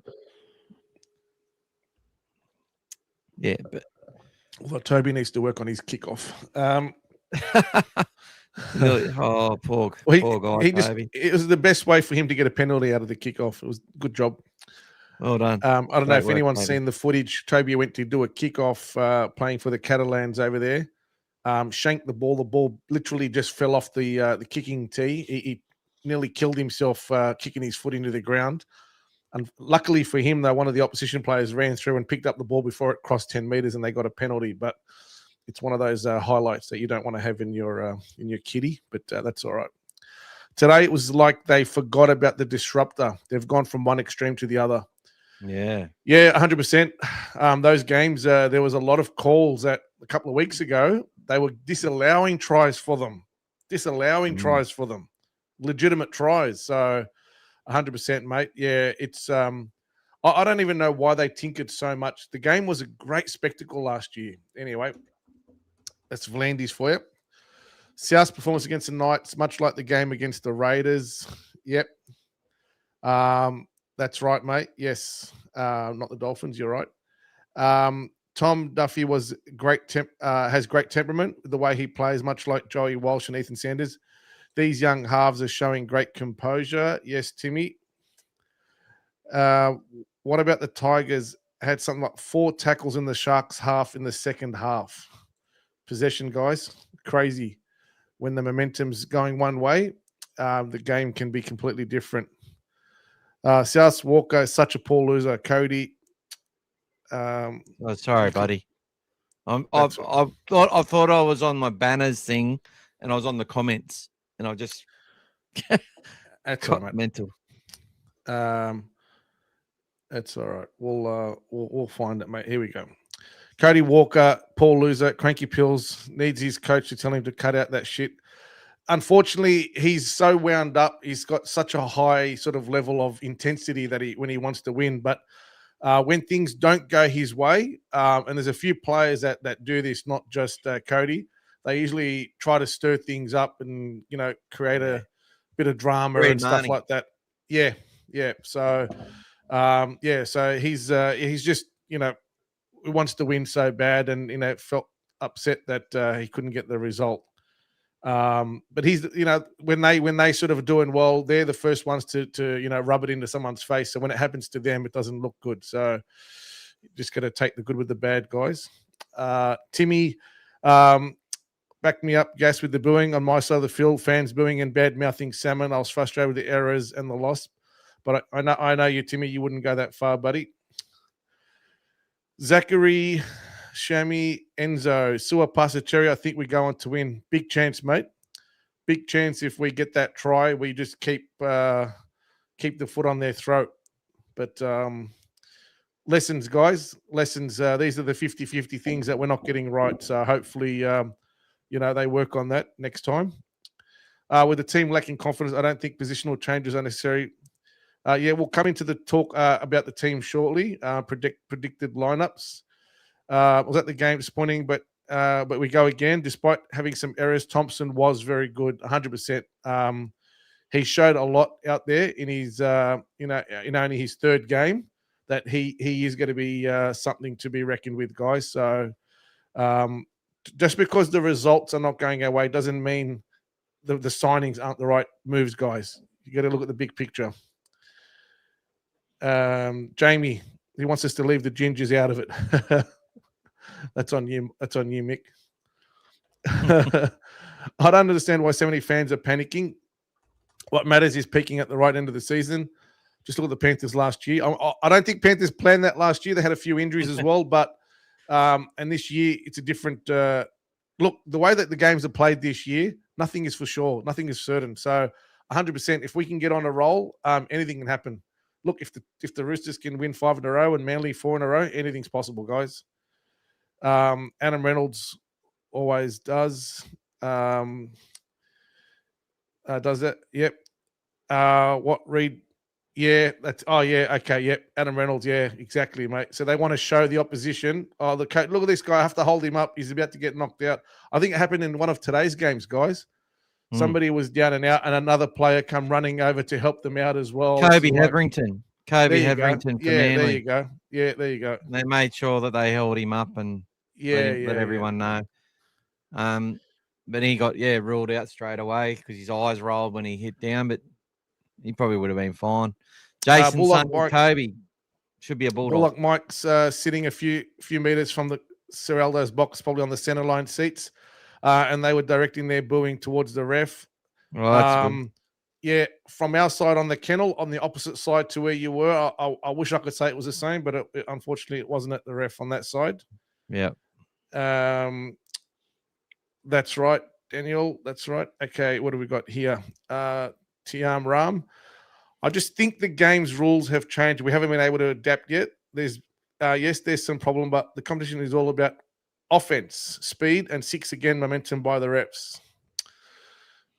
Look, we've got to work out how we make that play into our advantage. That's the issue. With the players that we've got at our disposal as well. That's it. So, and they tried to do that on the weekend. They tried. They tried so fucking hard, and for people to say they didn't try. Effort was there, guys. 100% effort was there. Yeah. You could hear the hits from the sideline. They were trying their hearts out. We lack leg speed. Our play the balls are among the slowest in NRL. The game has changed considerably this year, and we've not adjusted yet. G'day, Scary. G'day, Sean. And Big, we'll talk about the donations again in a minute, guys, but keep going, brother. Harry, how are we? All things positive. G'day, Has. Oh, he's Has on, is he? He's on. James, you said we're closer to a premiership this year than last. How when we're here 6th in getting the opposition, but 16th in attack. Yeah, well, you can. That's what I mean. Like, sorry, I'm probably trying to be a bit too smart for the fucking room again. And that's just me being an arrogant prick. At the end of the day, they are closer than they were because the players they had in their team were never going to fucking win a comp. As much as they believe it and want it, and the fans loved it at the time, nothing was easy in those wins. And they beat some sides. And if you compare the sides we beat in our wins last year to start the season and compare those sides now, those sides are a lot better than what they were when we played them last year. All of them have improved. I'm not saying we're playing better. I'm saying we're closer because the people that we're developing are closer. The players that we've brought into the squad that with the potential that they've got are going to be much closer to the type of players that can win you a comp than what we had. Now, I think Reed Marnie is good enough to be a hooker in a premiership winning side. I really do. Freddie Lussick will probably be good enough to be a hooker in a premiership winning side this year. If Mitch Kinney gets injured, he can go out there and do the job. But he's been playing hooker for quite a while. In systems. Why do you think Penrith are quite happy to bring Warriors players back to Penrith and players that have been in that system? Because they're playing a similar system. Same with Bulldogs players. You know, Alamotti learnt the system that Penrith played, right? So when I say you can sit there and go statistically, you know, I've done it before too. I'll say it to be all things positive, you know. I'll go, oh, our stats are better here than they were there, just for a post, right? But what I'm trying to say is that we have to develop and get the right players into our squad that can be not just compete, but can win comps. We've got to build, our foundation has to grow and be secure to have the talent there. Now, I'm telling you, it's all very convenient for a lot of people. And go back to the comments you made at the start of 2024 after the 2023 finish and tell me that you were confident in Blake Taft, Kurt Mann, Jamin Salmon, Drew Hutchison, even Toby Sexton coming to the club. Yeah, we beat a reserve grade South side after we got flogged 66-4 or whatever it was by Newcastle. 66-0, mate. 66-0. Yep. Right. You can sit there and tell me you were confident in those players and Josh Curran. I sat there and watched what people said about Reid Marnie coming to the club and hung shit on him. People talking about the Fox. You know, they're talking about everyone. They've cast shade and doubt on fucking every player that's come to this club. The only one that's been sort of treated like the Messiah was Serrato coming in and Stephen Crichton. Critter. Kickout was called lazy. You know, his father died in the off-season. He didn't have an off-season. He then got injured with a pec injury, come back, and people were saying how shit he was after he spent 18 weeks out. You know, these guys all brought standards, even the Drew Hutchison, stuff off the field as well. That's why we've got O'Sullivan to the club, similar sort of thing, working with the Greenacre Tigers, doing a lot of coaching, helping guys out, really good communicator, really good person. But no, we want to hang shit on the word communication or learning lessons or fundamental stuff that they just keep. It's all lip service at the end of the day. Media is lip service.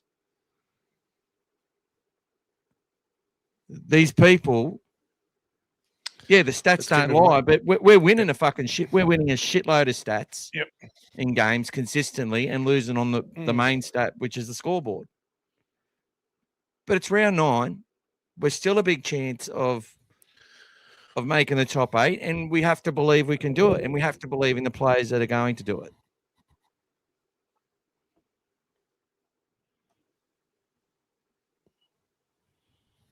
Oh, we got some more people talking about bloody narratives. Harry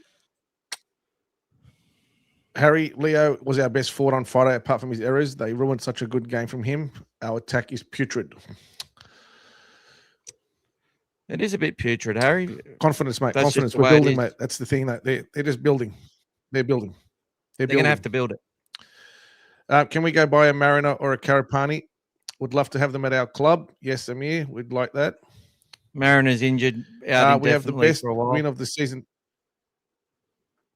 We have the best win of the season behind our backs and have gone downhill since. No logic in saying that we're getting belted all around the park.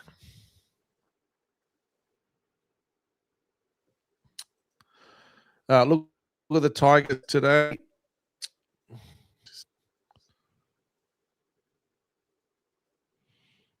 So you should, Harry.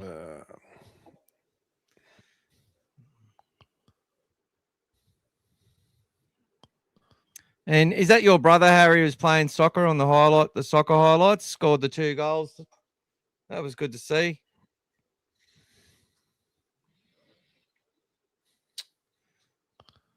The Luai effect. There you go. Is the media going to start calling it the Luai effect? That's it. Well, I'm waiting even Madden for came on today. Maybe it's going to be the. Must have some delay between you and me, matey. Oh, you keep cutting in and out. I don't know whose internet, but yeah. Yeah, it's all flowing my side, bro. Okay, maybe it's me. It's you. Even if it's not you, Gas, it's you, bro. See these shoulders? They can take anything. Don't worry, mate. That's it, mate. Look, you're an actual sportsman. I'm the wannabe sportsman. So I know where my bread's buttered, brother. I don't even know if that's the right thing to say, but anyway. You're the star of the show. When I let you be. I'm the supporting act, mate. It's all right. That's right. That's why I've got a trophy over there behind me, mate. Although it's only a golf one, it's okay.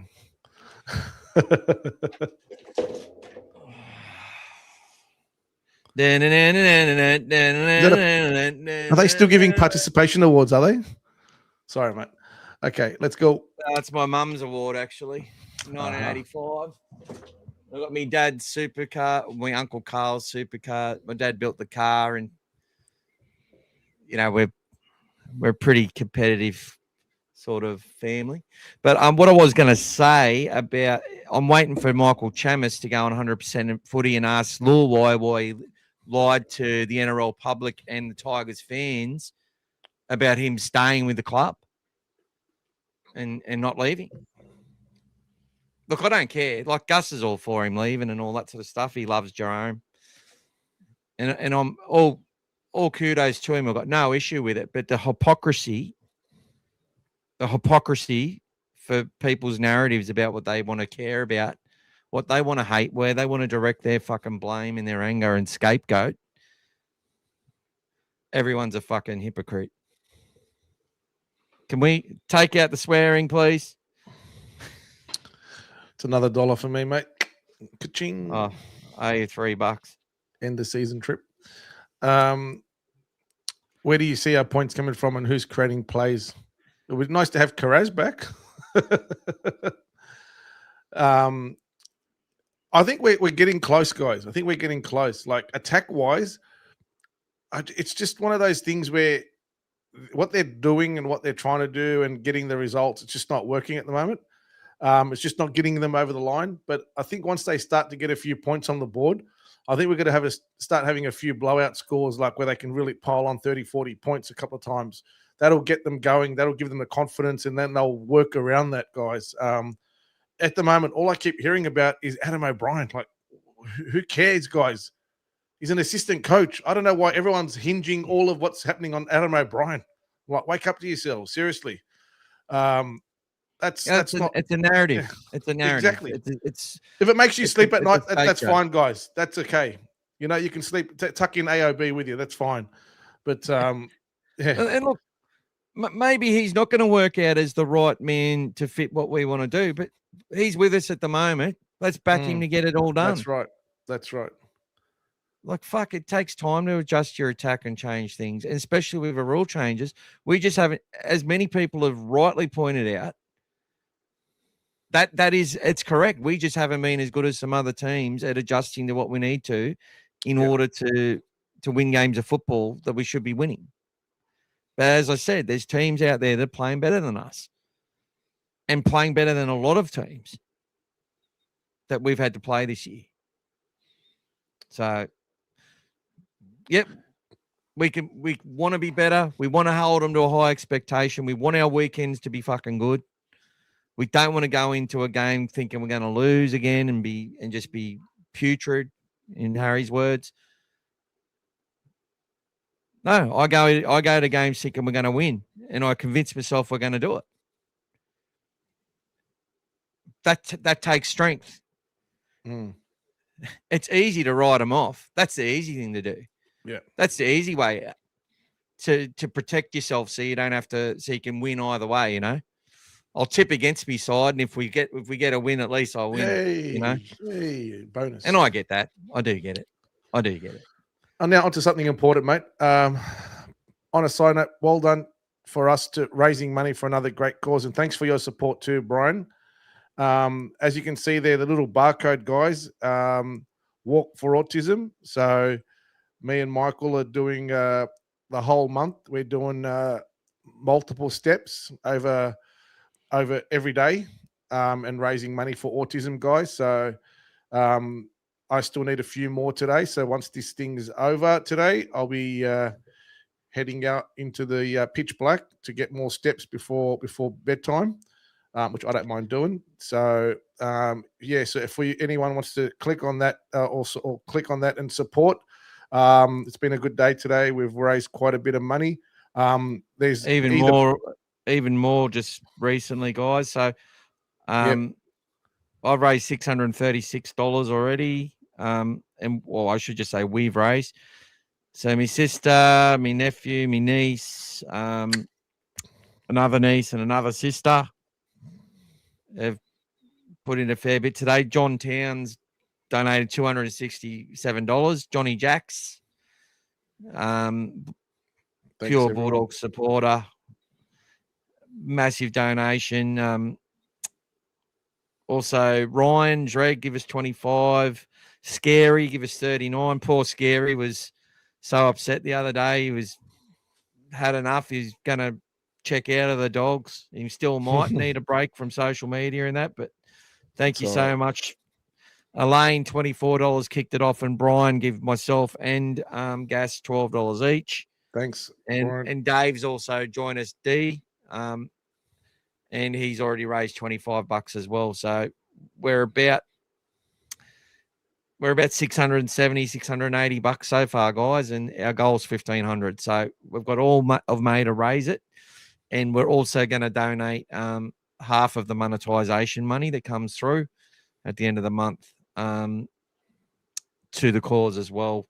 Plus, we've got a jersey which that you can win at the end of the May. So people who contribute through our YouTube channels, through pay IDs and that sort of stuff, buy me a coffee, we'll get tickets into the draw, and Bulldog supporters will get tickets into the draw as well through donating straight to our cause on Walk for Autism. Okay. And that's come from, thank you, Lawrence, so much. $30 from you. Thank you, Lawrence. We had a guy from India today that hadn't seen before. Obviously not very rich or anything. Put in 100 rupees, which is about $2, which was much appreciated as well today when we were doing our walk.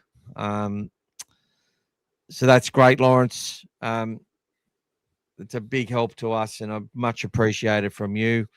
And you'll go into the draw to win a jersey. On Tuesday, we will actually add up from the previous money that we had for our super spin. And then I think what we'll do is just make the rest just go into this jersey. And I've got some other merch that we might be able to give away as well. But what else we got to talk about? Some more chats here, bro. Let's get through some more. I like it when Hayes is in the team. Yep, we all do. Not to get your hopes up, but we might be Penrith's kryptonite. Oh, let's hope so.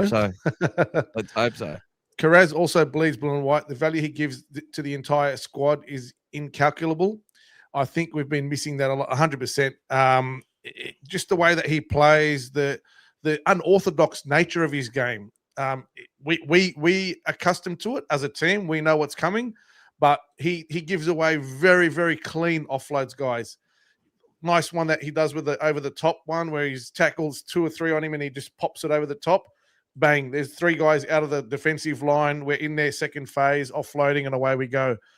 Definitely makes a big difference to us and gets some really good touchdowns as well when he scores.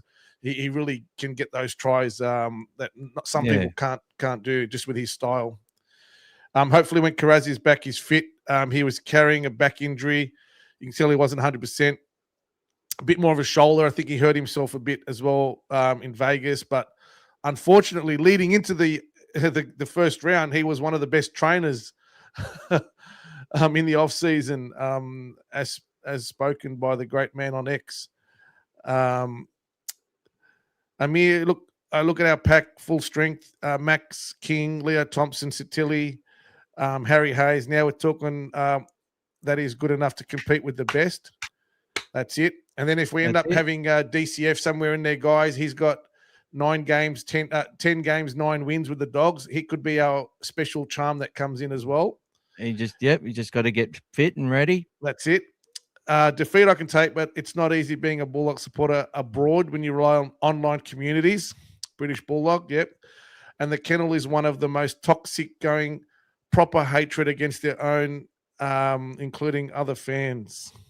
Yeah, and the kennel.net website is one of the most toxic, rumor mongering, disgusting places. So that's a community he's built. And I guess I think Elmo has a lot of good intentions as well. And like any passionate supporter, look, he's going to be encouraged to create narratives and drive narratives of win at all costs, lose isn't good enough. Teams that got flogged last week should be punished the week after. They keep it pretty simple. And what they were angry about last week, if they'll be angry about something else this week, if they're losses. they go too far one way and then too far the other way. But that's them. They can do them. But I will say, like, they gave some tickets away, which is great on their show last week. I think they might have been hoping to get a few more fans to turn up to that. For the Cowboys-Bulldogs game, they were giving away tickets as part of the Bulldogs Business Partners program. And I noticed Pack Mentality's joined that. He's been really good lately, Matt Adard on there on social media, fighting the good fight. And, you know, showing a lot of junior stuff as well. Like same with Macca doing all the good stuff for the juniors as we try to as well. And I'll tell you something now. If you're a business partner program, like you can have your opinions and I suppose they're connecting with viewers and stuff, but I don't see how calling your team shit and pathetic. Look, to me, that's all right for a fan to do. And just, it's all right for Harry to say our attack is putrid. He's not singling anyone out for that.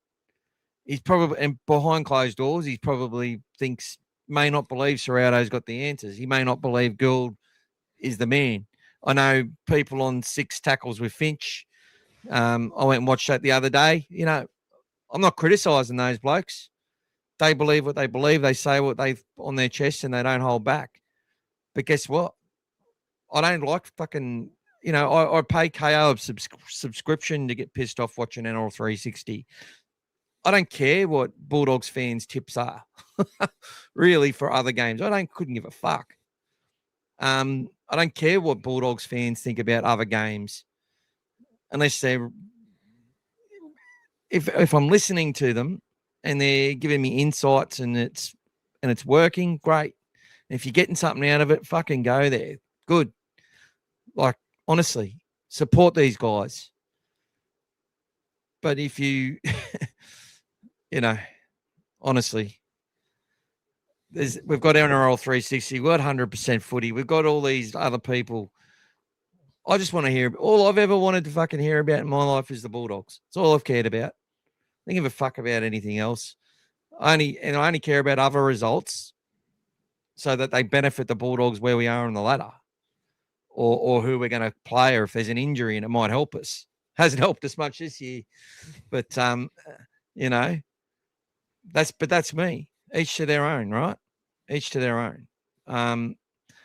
But when they provide spaces for toxicity and they know, and you give them information to say, hey, this is probably more true than what you're hearing out there and you're spreading, and they choose to ignore that because it doesn't suit their narrative and doesn't get them as many views,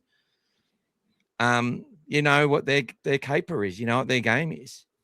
Yeah, I know they love the Bulldogs, but they also want to be social media stars. That's what they want to do. And that's good. Have your fucking dream. Go for it. Knock it over. Well done, Winston. You know, Winston sat there and his response to me saying, hey, you're calling Serrato a liar and you're basically encouraging people to do the same. And then his response was, basically, I'm a marketing student and I'm happy to fucking, you know, help you get more views because you do a lot of work for not many views.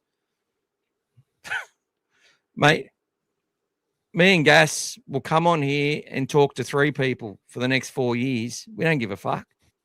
Like, we enjoy it. Yeah, we're competitive. But look at the community we've created. I've met some fucking awesome people, had some great conversations, had a few obsessed fuckwits as well, sort of chased me down a bit. But friendships, massive friendships. And like going back with Pete Webber and that. Now, there was also some friendships and with some people where it didn't work out. And you know why it didn't work out? Because all they wanted to do was just hang shit on the fucking club all the time. And they thought that they knew more than people that they don't know more than. And when you try and give them information, they just don't ever consider it. One thing Gas and I know is that there's always some little problems. Nothing is always all things positive. And some turds just can't be polished. But we just got no control over that. And what's the point of just sitting here and making you feel more angry at the club? Let's look for a way together on how we can win games. How are we going to do it? The good question that was asked before was, how do you see us scoring points and getting it back on track? Gas, you had a good attempt at that. But specifically, it comes through what we do through the middle of the field. We have to spend less time on the ground when we've got the ball and more time on the ground when they've got the ball. That's going to help us a lot. Now, somebody said that we had the worst, slowest play the ball in the comp. I don't know if that is actually quite true. So what do we, is play the ball speed on the stats? I don't think it is, but I've been watching the play the ball speed most weeks. And I think while we have lost that quite a few times, we've all, overall, we're better than most sides, if that makes sense, as far as our average goes. But we can improve it. We do. And we do need to spend more time on the ground in defense and less time on the ground in attack. That's where we're gonna start making some ground. But even when we have generated speed, we probably haven't always backed ourselves to take full advantage of it. So they're gonna have to do that a bit more. And right now, people are expecting Burton's gonna run. Preston's gonna get the ball short. They're gonna go early to Critter. And they're anticipating a lot of our stuff. So we have to just do things a little bit differently. And even if we don't get wins, even if it doesn't pay off, it does create, it's like if they keep doing that, eventually it will play off. And then you'll get what Gas was talking about. You will get where you won't just get one try, you then get another try, and then you'll go back to something you normally do. And they'll be worried about the other thing you've been doing successfully. And then all of a sudden you score points there. Then someone's just going to put a chip over it and we're going to get the bounce. Then another player's going to just throw one out the back and one of our guys is going to step. Like the point about Jacob Carraz as well. Like how many tries has he scored that he shouldn't have scored? When you look at it and go, how did he fucking score that? He had no room. He had to beat players. They had defense there. And he scores. There's a reason why that guy was being told he was going to be the Origin winger this year, and was, in many people's eyes, more deserving than a Zach Lomax. But Zach could kick goals, right? I think that hasn't helped us either. The talk about players, are going to be this and going to be that. It's probably making them a little bit, I need to fucking nail this now. This is my opportunity. I'm in the limelight. Sports people, so many sports people have these opportunities. The rep coach is coming to watch you. It's your opportunity.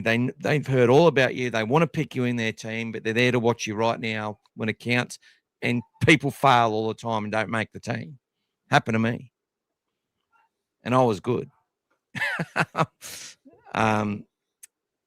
But these things happen in elite sport all the time. So we need to play under that pressure. We need to be beyond that pressure, and we just haven't been. But it all starts with the basics. We can't give, Pete said it, 3-6 agains. Now, Bailey Hayward's kick, one less rotation, and it's the perfect kick from dummy half. And we get a chance at a repeat set from it. One more rotation, it's a 6 again. It's a 7 tackle set to the opposition. Galvin, 2 of those as well. If that happens, it puts you under pressure. We nail those things, which we will. We get them right. Burton was kicking more on the weekend. We wanted that. That was hard to happen. He did run less, though. there's an energy thing there. He was caught out at the end there. But some of his defensive hits early in the game, he smashed some blokes, like smashed them. He was tuned in for a big game. He wore himself out and failed in a moment that counted, along with Salmon and Turpin on that edge. Preston was even a bit lazy getting to Taumalolo, but Taumalolo was doing that a lot. He was cracking the door open. He's back to his best at the moment. Getting back there. Let's keep moving, mate. Let's go. Rinakama's been playing well in Cup. A lot of times it looks like he's too good for that level. He had a good game the other day, scored a good try. I think he'll be the cover this week. I think Montoya might get a game in New South Wales Cup just for his fitness, and Rinakama will come for the trip up to Brisbane is what I believe will happen. What do you reckon about Preston moving to the left? We've spoken about that. What about the combination with Galvin on the right? Can you tell me your thoughts? Do you reckon Mitch would be 14th man or Alex Conti or Kate Dykes? Again, Mitch Wood is g'day, J Bulldog support. I hope you're well, buddy. Mitch is injured. I know people in the media talk about him because they've got no idea. Hasn't played a game this year, guys. He's nowhere near playing at the moment, and they talked about him last week. Alex Conti's doing really well. He might even get a chance to jump on the plane, and he's probably a big chance. I've put a team out with Gordon Chan come Tong. Now I don't think Gordon's been brilliant at all. I think he's had some really good moments in games and done some great stuff in some games, and he's got a lot of potential. And he stepped up and been a bench player in NRL before and done well. So he might jump on the plane and be someone which we might need to call on. Or I think it'd be more likely for him, just being that forward and that tougher player. It's round 9, isn't it? No, 11. Round 10. So after this game, New South Wales Cup players like Fami Tuilolo and Matamula and all that can potentially get a go as well. So that's right. They could be options. Something you said earlier, 100%. What you're saying is so true. Thanks, mate. Karapani's injured as well. Harry's saying that was his nephew that he was referring to. Well done to him, brother. The Luai 360 show. Yep. That's it. By the way, first time we've been underdogs since the Penrith game. There you go. Nice. And that's why I was saying it's a good thing, guys. We need to be underdogs more often at the moment. Queensland. Mickey's our quarterback. There you go, mate. Bulldogs need to get speed before June deadline after Sloan and De Groot, who's got speed to burn. I like De Groot. I actually like, and he's one of these guys. Like, if you look at the 3 guys in the Cowboys back line, whatever and the 2 guys actually had on the potential on the bench are the same, Mason Barber and all that. They're all long striders. When they step, big step. They're sort of thin. They're tall. They're lanky. They're awkward. Same as like Jack Boxstock. Very similar, big. Jack Boxstock reminds me a lot of Mark Gasnier, the way he looks. I think he's going to be a very tough assignment for us on Thursday, unfortunately. First game back, that was an amazing performance. Yep. Call out. But De Groot is another one of those. And he's got some skill, played a bit of fullback. I don't mind talk of him. But I think they want to keep him. He did some good stuff for the Titans last year. Sloan, speed to burn, but defensively, yeah. I don't know. Good shout though. Good comment. Looks like we got to start, mate. Put you on the wing and me at center. That's all right. I still got the boots, guys. I still got the boots. Don't worry. From my Oztag days. I would love Dean Mariner. Yep, we've heard that one already. If Dolphins are fair dinkum, they should win by 40 plus. Well, let's see if we let them, mate. That's what everyone said about the Penrith That's just game. Harry's way Oh, of trying to make himself that's feel all right. better. He's just That's a bit all right. fragile at the moment. That's all Poor right. Hazza. That's all right. It's Ramadan next week, Harry. Don't worry, mate. You can stay up all night. Pull out the virtual swear jar. There you go, mate. Who's going to score? Mike called to score a hat trick. Our attack isn't good enough. They look lost for answers. Critter looks injured. He's still he had a grade 5, guys. He's not going to be perfect. And he's playing through a lot of pain and injections and everything else. But most teams now have got players that are doing that at the moment, especially when everyone's depth has been tested.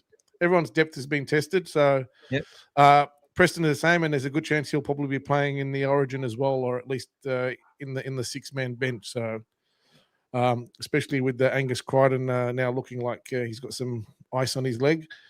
Wouldn't mind also getting Alamonte back one day since Sewer is departing the club. Everyone be saying how slow he is. What's the forecast for Thursday's game? Timmy, you've got internet, mate. You let me know, mate. I'll let you come back to me on that brother. One. unless you're talking about the team. I'm trying to stay positive. I think we have the team to beat the entire comp if we just click. It's a matter of time. We need to click. Yes, mate. We've been saying that for a long time. We're just hoping that it's going to start happening soon. They've got some good players, and if it all comes together, we get the players we need on the field. We can do anything. But as a club, what we need to build, we're far from it. It's just the way it is. Yep. You need depth. Aki wishes he was with me to go for the walk on the beach. Yes, mate. It's a nice moon today as well. I'll get a bit of light when I'm out there on the water. Thanks for your support, Marcos. How can we get in on walking and raising cash? Tim, Mick? Yep. So go to the Walk for Autism. You can sign up and then join the team, can't he? Yeah, and old fella, if you've got a Facebook or something like that, or you've got to, get in contact with us somehow. You're supposed to meet us at the Broncos game.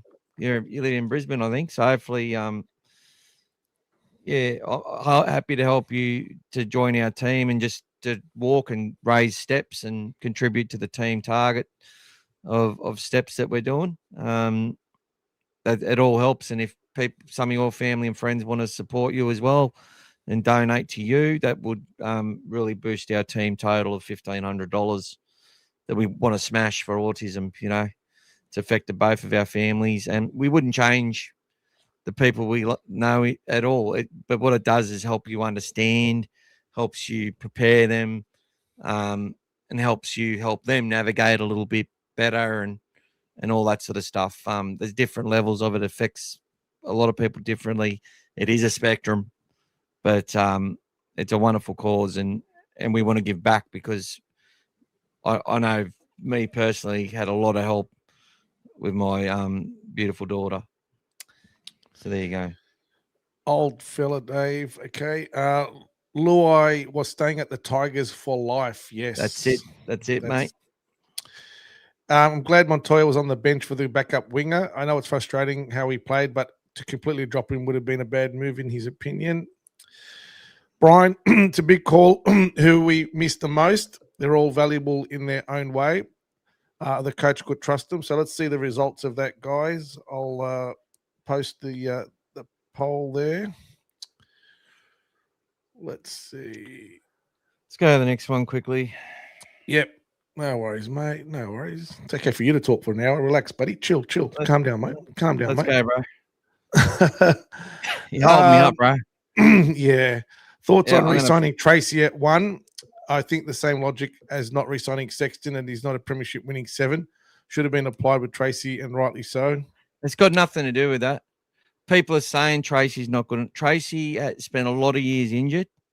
He's got a halfback's mind. He's very, very fit.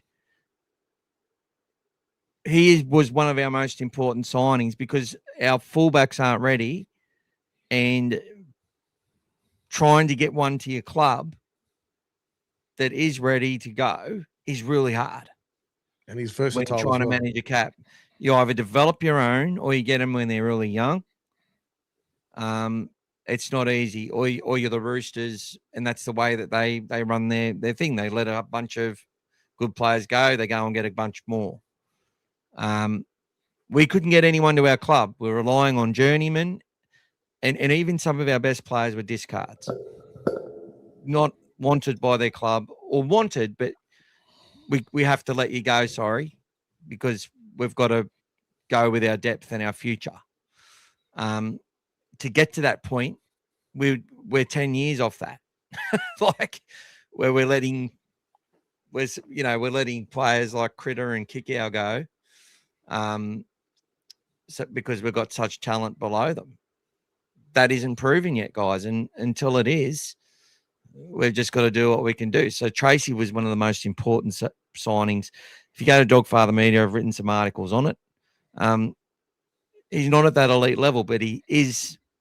He's older. He's like 30, but he's rather fresh. And if he can keep his body together, he can keep improving. And he had some wonderful moments early in that match, especially running. The way he was running into the line, he's fearless. His catch caught some good balls as well. He let one bounce, but it was a good kick. And then people talk about him being caught out in defence. All fullbacks, that's the idea. He's in the line, you get him caught up, then you go away from where he is. He's got to run back, and then he's got to run the other way. It's bloody hard. It's hard.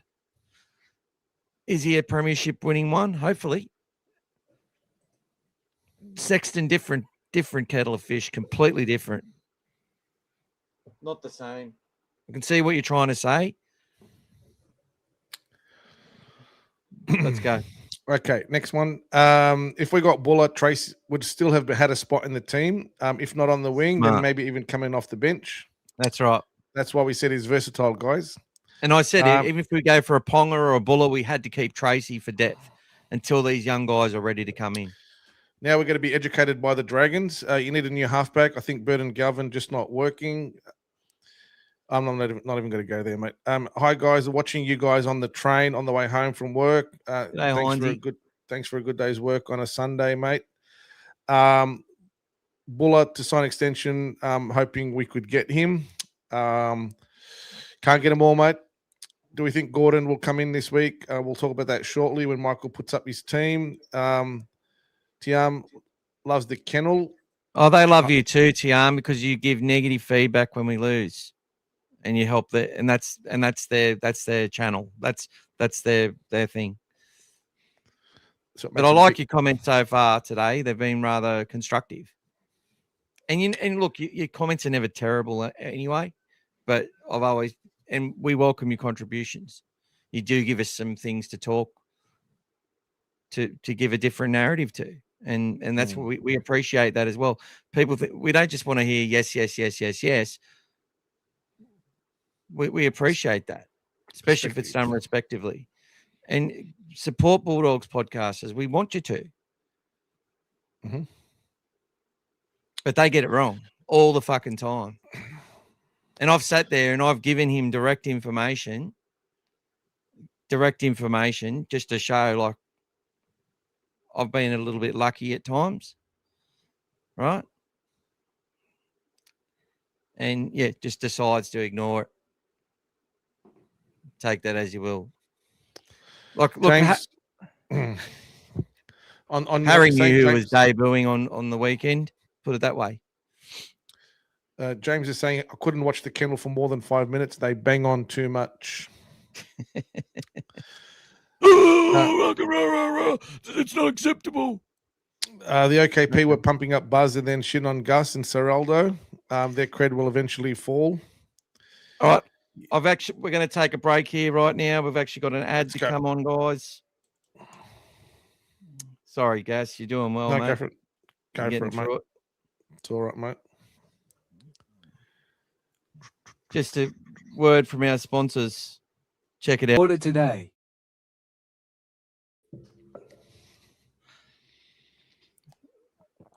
There you go. So buy it from all your regular chemists and stuff like that.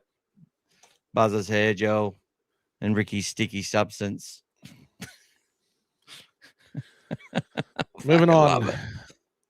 Timmy's saying Mr. Exclusive Mark O'Connell, right, Mick? Who's That's that? it. Timmy. Heinze, would switching players back to their original positions help? Galvin to 6, Bailey back to halfback, and Gordon to 9, perhaps?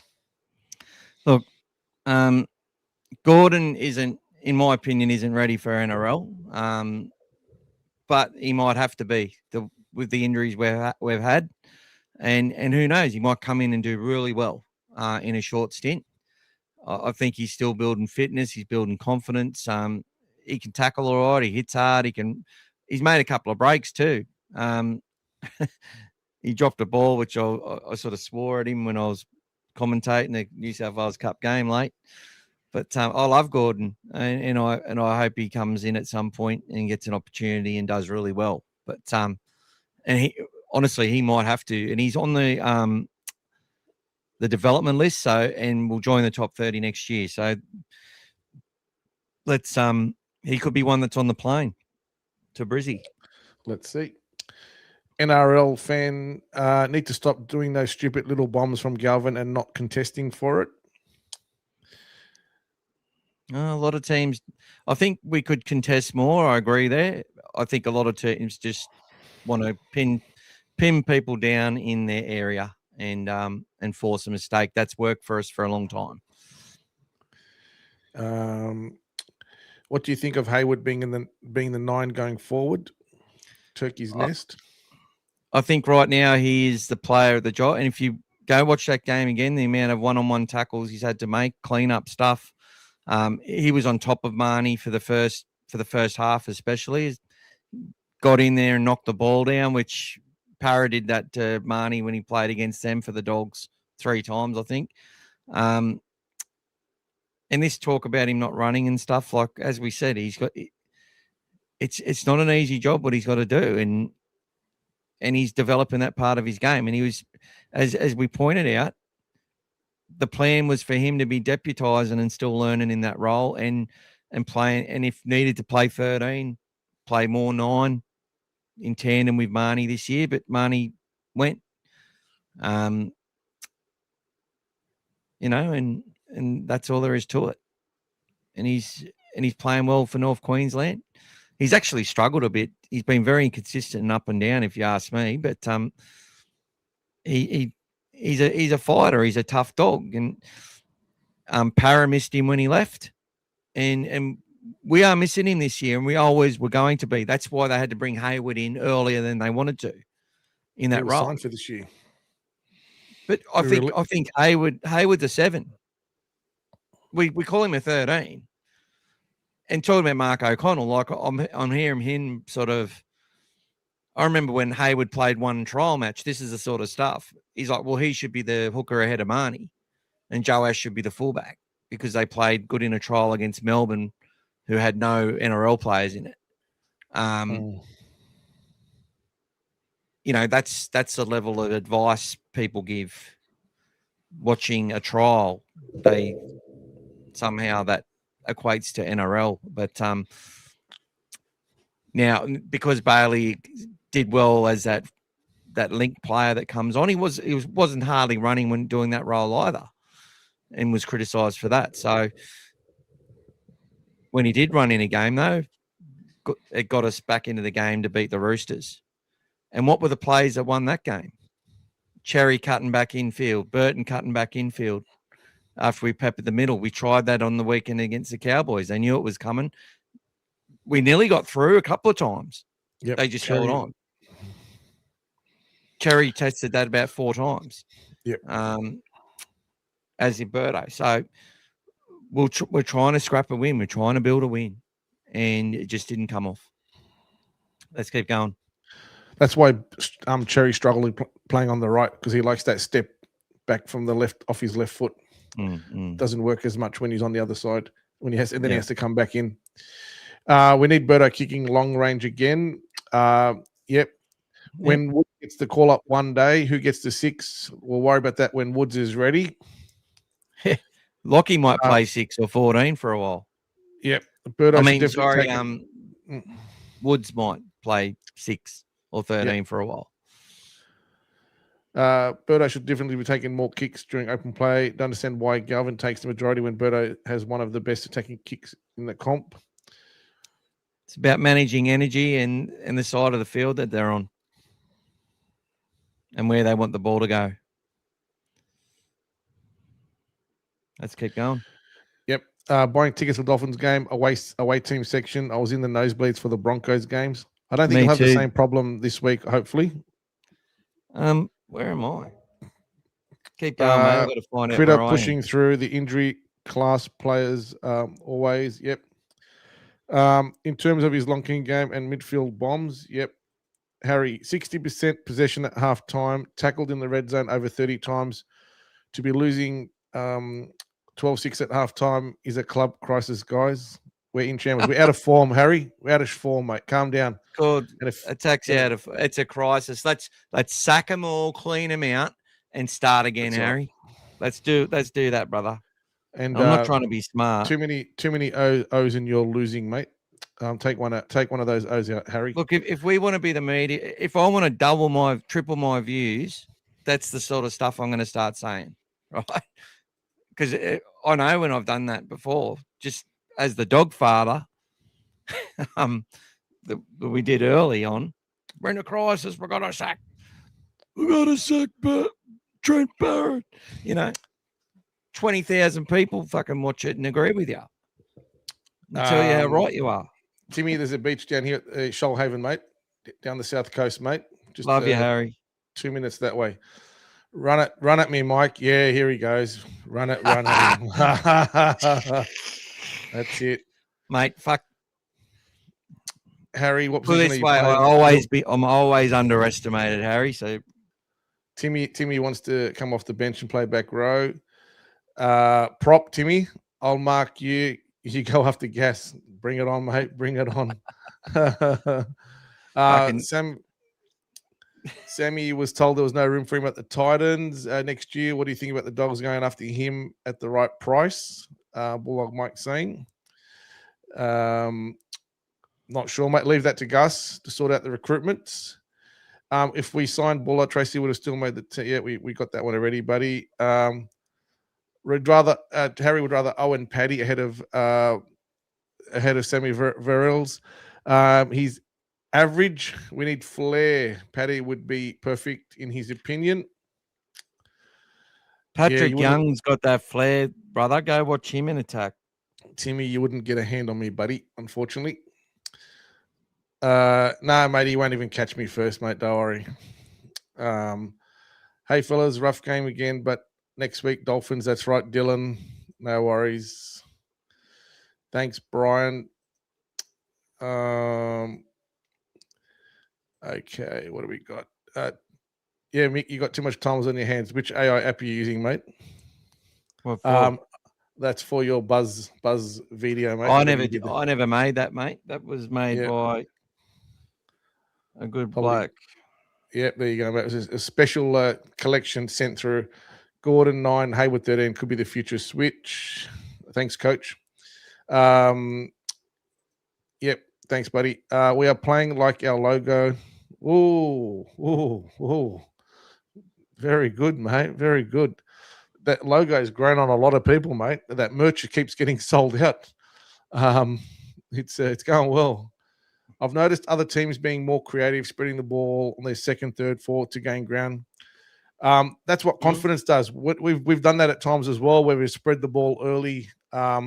It's hard when you're coming off your line, that one off. Sometimes you need to go at least 2 or 3 off to get out of your half a bit easier. And you see teams doing it sometimes, like late in the game when they're trying to score points and they get it wide, they straight away get over halfway. So we need to get some confidence back and start to. Look, an early shift is a good strategy that can work for teams, but there is an energy cost to it, right? So and a risk factor on energy cost. Dean Pay teams use it as a big thing. Des Hasler used to use it to get us some confidence and get us up the field. How many times did we see a left-hand shift out of our own end, and then Josh Morris doing a chip on the 4th or the 5th, and then forcing an error and then scrapping a try out of that? Like, Remember back in 2014-15, I think we won 4 games in a row by a point. Well, Yep. nothing's easy. Harry's blaming the logo. Thanks, Haz. I reckon Birdo's kicking leg isn't 100%. It could be, mate. Could be, potentially. Who knows? Maybe not. Maybe he is. Delusional father, you mean? Sayed. Who's that? That was Harry, mate. G'day, Sayed, mate. Yeah, we did It's delusional catch up with Sayed the other day. Nice meeting you too, buddy. Disappointing result, mate. Frustrating watching. Yeah, mate. We know, mate. It's been tough, buddy. It's been tough, but always next week, guys. And this one's coming around fast. Thursday night, guys. Thursday night. Harry started with some positive comments, but now they've run out. He's all in. Oh, don't worry. He says more in private chat. I'm very proud of Harry, actually. That's all right. He's very respectable to our channel. It might be getting a bit late for Harry. He is getting overstimulated. That's it, Harry. They're coming after you, mate. That's it. I would probably be a great signing for any team in the comp. He's struggling to get a game at the Raiders. Yep.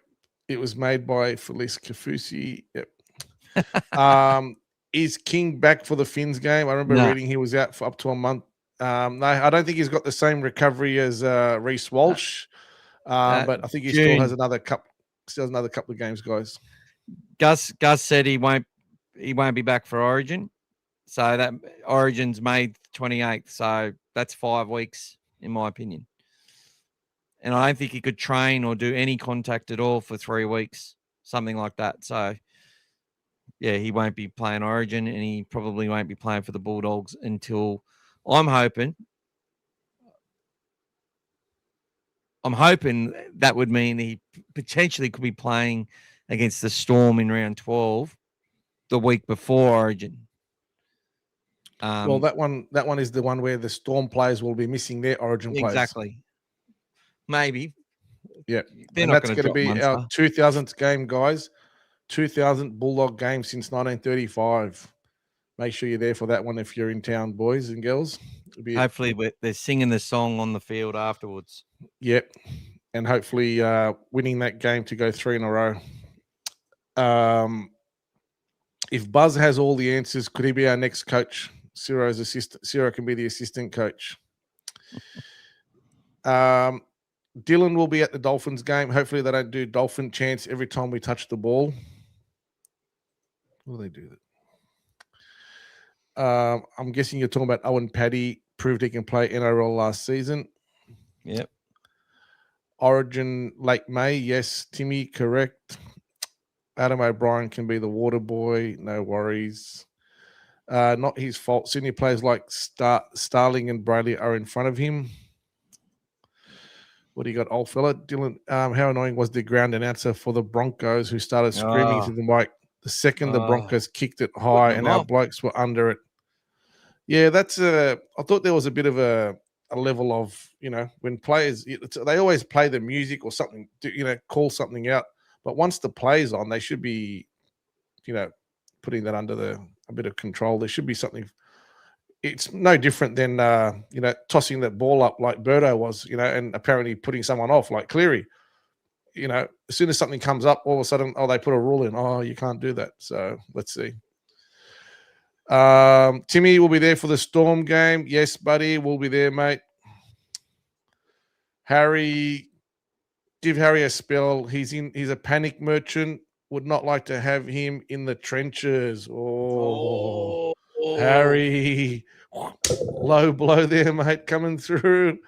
Oh, that's it. You've woken Harry up, mate. He was just about to fall asleep. He's woken up, man. He's up.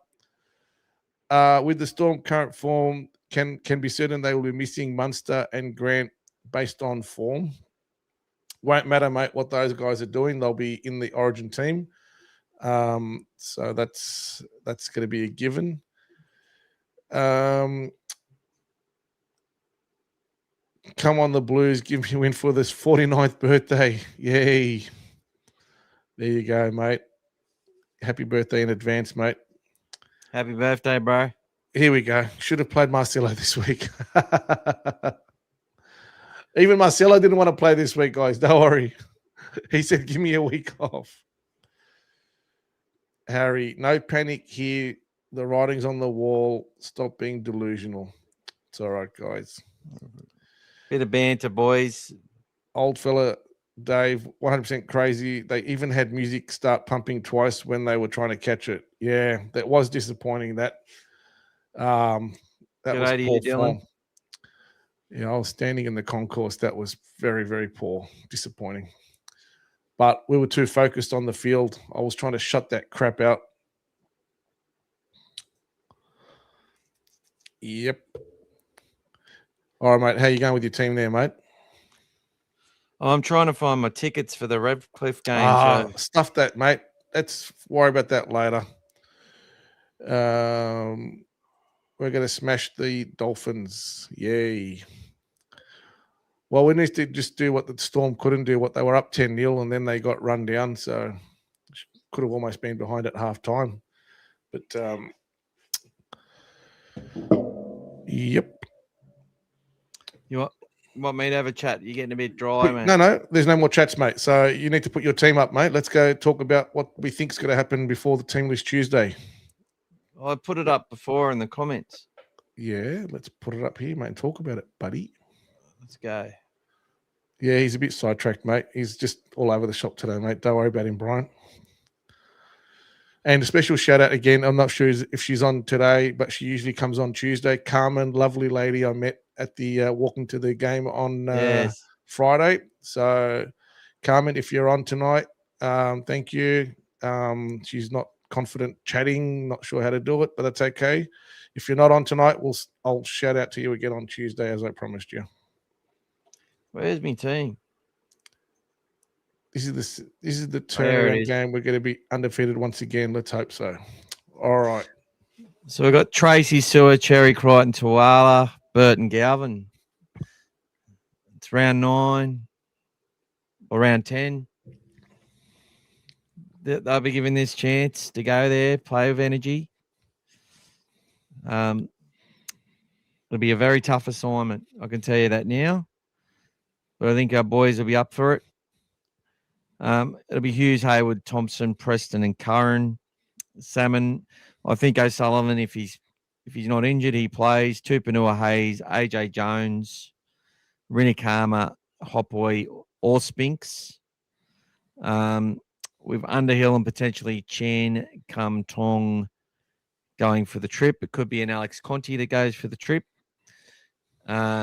Could be a Cade Dykes who goes for the trip. But I think they'd want to keep Cade playing footy this week and keep him going. And that's what we've got to look at. Who do they need to play? I think that Marcello would need a game to keep his fitness up. So bring Rinikama up with a chance he could play. And who knows? There could be a little niggle or injury in the group. You don't know. We've had players carrying injuries, but I think that's going to be. I think 22 of those players are going to be pretty close to what goes out there. And I'm likely to hear more closer to the game. The good thing is the cup game. Everyone. The cup game is on Saturday at Belmore Sports Ground, 2:15 against the Roosters. So being a Thursday game, we've still got a few days. If somebody travels and doesn't play, they've got a chance to bring them back and pop them into that team as well. Montoya will be covered then. Montoya will be covered. Rinikama will stay home, or they might bring both. You never know. Maybe they say, Mars, if you got to go on, you go play in the middle. You go hit it up in the middle, mate. That might be something that happens. You never know. Or you go cover on an edge, play back row, do the Ockham ball. That's the other thing. I couldn't believe they were going on about Ockham ball the other day. He's the only player that sort of went on the podcast. Current player, and basically we're hanging shit on him. It's just like, fuck that.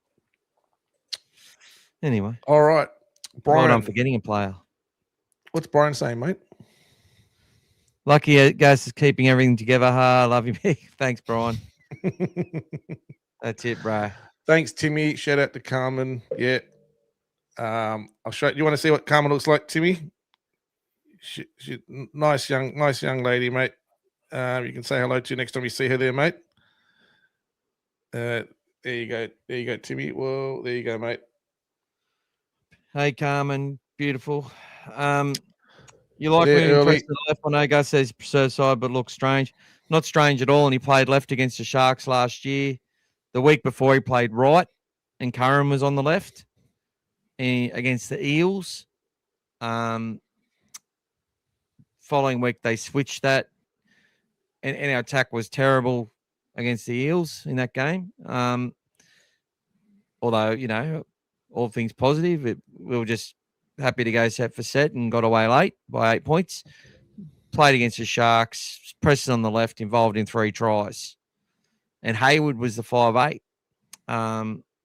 with some nice balls. We actually, Birdo threw a ball to Preston, which was very similar to the Sharks game. Slightly behind the line, he grabs to sort of spin, went to do his offload. They were ready for it. They knew they were going to pull that. Yep. That's what I mean. We did some things which got us some wins that other teams weren't ready for. Marnie would have given them a lot of info as well, obviously, exactly on what to look for. So, and that's like when we play the Panthers. We've been getting a lot closer to that team. We couldn't get near them. Could have possibly had three wins out of the last 4 matches against them, even though one's a reserve grade game. Yeah. Let's go to Mondowan on his chat about Serrato's comments. See, this is another thing. And I know we listen to Hectic Fred, and I love listening to him too. I love how he's talking about the Vitramites. My son loves the show Invincible. And Vitramites are like this prestige race which can just, destroy planets with their fists. Anyway, and they're really racist and breed out. They're supremacists and breed out places. Anyway, just getting off track now. You lost me. Keep going. Not enough young people watch our show to actually talk about it too much. But his comments after the game were they're coaches. Do you want him to maybe he can be like Bennett? Like, even if he comes out and says, yeah, it's all our fault, we've made the wrongs, you're not going to say you picked the wrong blokes. I've heard him say stuff. We've picked blokes that we trust that are not getting the job done. There's other people who have to come in. And then most coaches then go and maybe make one change because it was forced. They've got their main group for a reason. And for 60 minutes of that game, we were scrapping. Yeah, we had the possession. That's what we have to do to win at the moment. That's just the reality. Of course, you don't like it. You want to see tries. You want to shut the doubters up. The relief on their face when they score to go 12-all. The effort that was put in by Captain Ignis there. Would have been happy with. I was happy with a lot of stuff in that game. Based on the circumstance and the situation, we had to get some things going in our favor, and we had to play a game where we had possession, where we made Cowboys get tired and work them hard. If we scrap another bit of luck, unfortunately, Jonathan Suh, if he draws and passes, hardly had anyone talk about that. Young kid. If he draws and passes, we go ahead. I'm sure we scrap a win. Does it change our overall situation? A little bit. We get 2 points that we needed and a bit of confidence. We get to sing the song. But it doesn't mean that we're out of the hole. So either way, it's the same thing this week. Get in there, try and control the game, and hopefully have a little bit up their sleeve that they can exploit in the opposition, that they'll be working on. They'll go in with a plan. They'll believe that they can execute it, and they will need to if they're going to win. That's all it comes down to. I don't care what the coach says. Coach can say whatever he wants. All that matters is what he says to the guys in the room. And right now, some of the things that he's saying aren't reaching some blokes. And some other blokes are just getting too tired trying to implement the plan and too frustrated that they're switching off in moments which count. Under fatigue, which is what happens under fatigue, you fucking fail. So I have no issue with his comments. He can say whatever the fuck he likes. He could take ownership. I don't think it's all the players' reason for the poor performances. Again, why should he? He's got the plan. He's got the players. They've picked these players. They're holding these players accountable. Now, unfortunately, as we said, there's not much to pick from. There's people to pick from, and they're there, and they're coming. They're just not all been ready yet. AJ and Jono are ready. It's been great. And Ari was ready to come in for Cherry. Bit of competition for spots. It's good. We've got some more guys getting more and more minutes, so we're going to be ready soon as well. Once they are, hopefully we get to put them in when we want to put them in, and hopefully they make it really hard for them to lose their spot. That's what we want. And I reckon this coach has had a pretty good fucking record with bringing players into that team that have made it really hard for him not to keep getting picked. Go through it. Why do you think Hayes and Haywood and these players keep getting picked? They were all handed a debut from, and most of it was unexpected.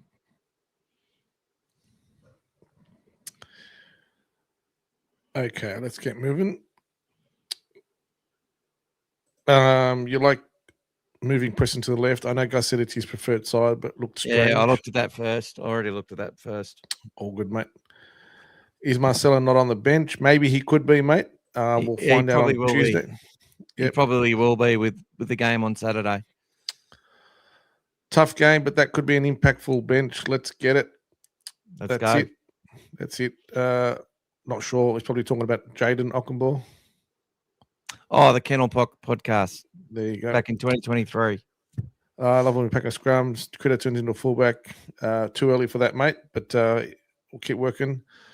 SOS has probably got about half a dozen teams he can play against Timmy that he call his former sides. We own the Panthers. That's it. Omni-Man, lads. That's it. I like Preston on the left. I do think Galvin missed him, though. Understandably, Galvin and Curran not quite in sync. Yeah, they weren't. And they should be better this week. Yep. Okay. Yep.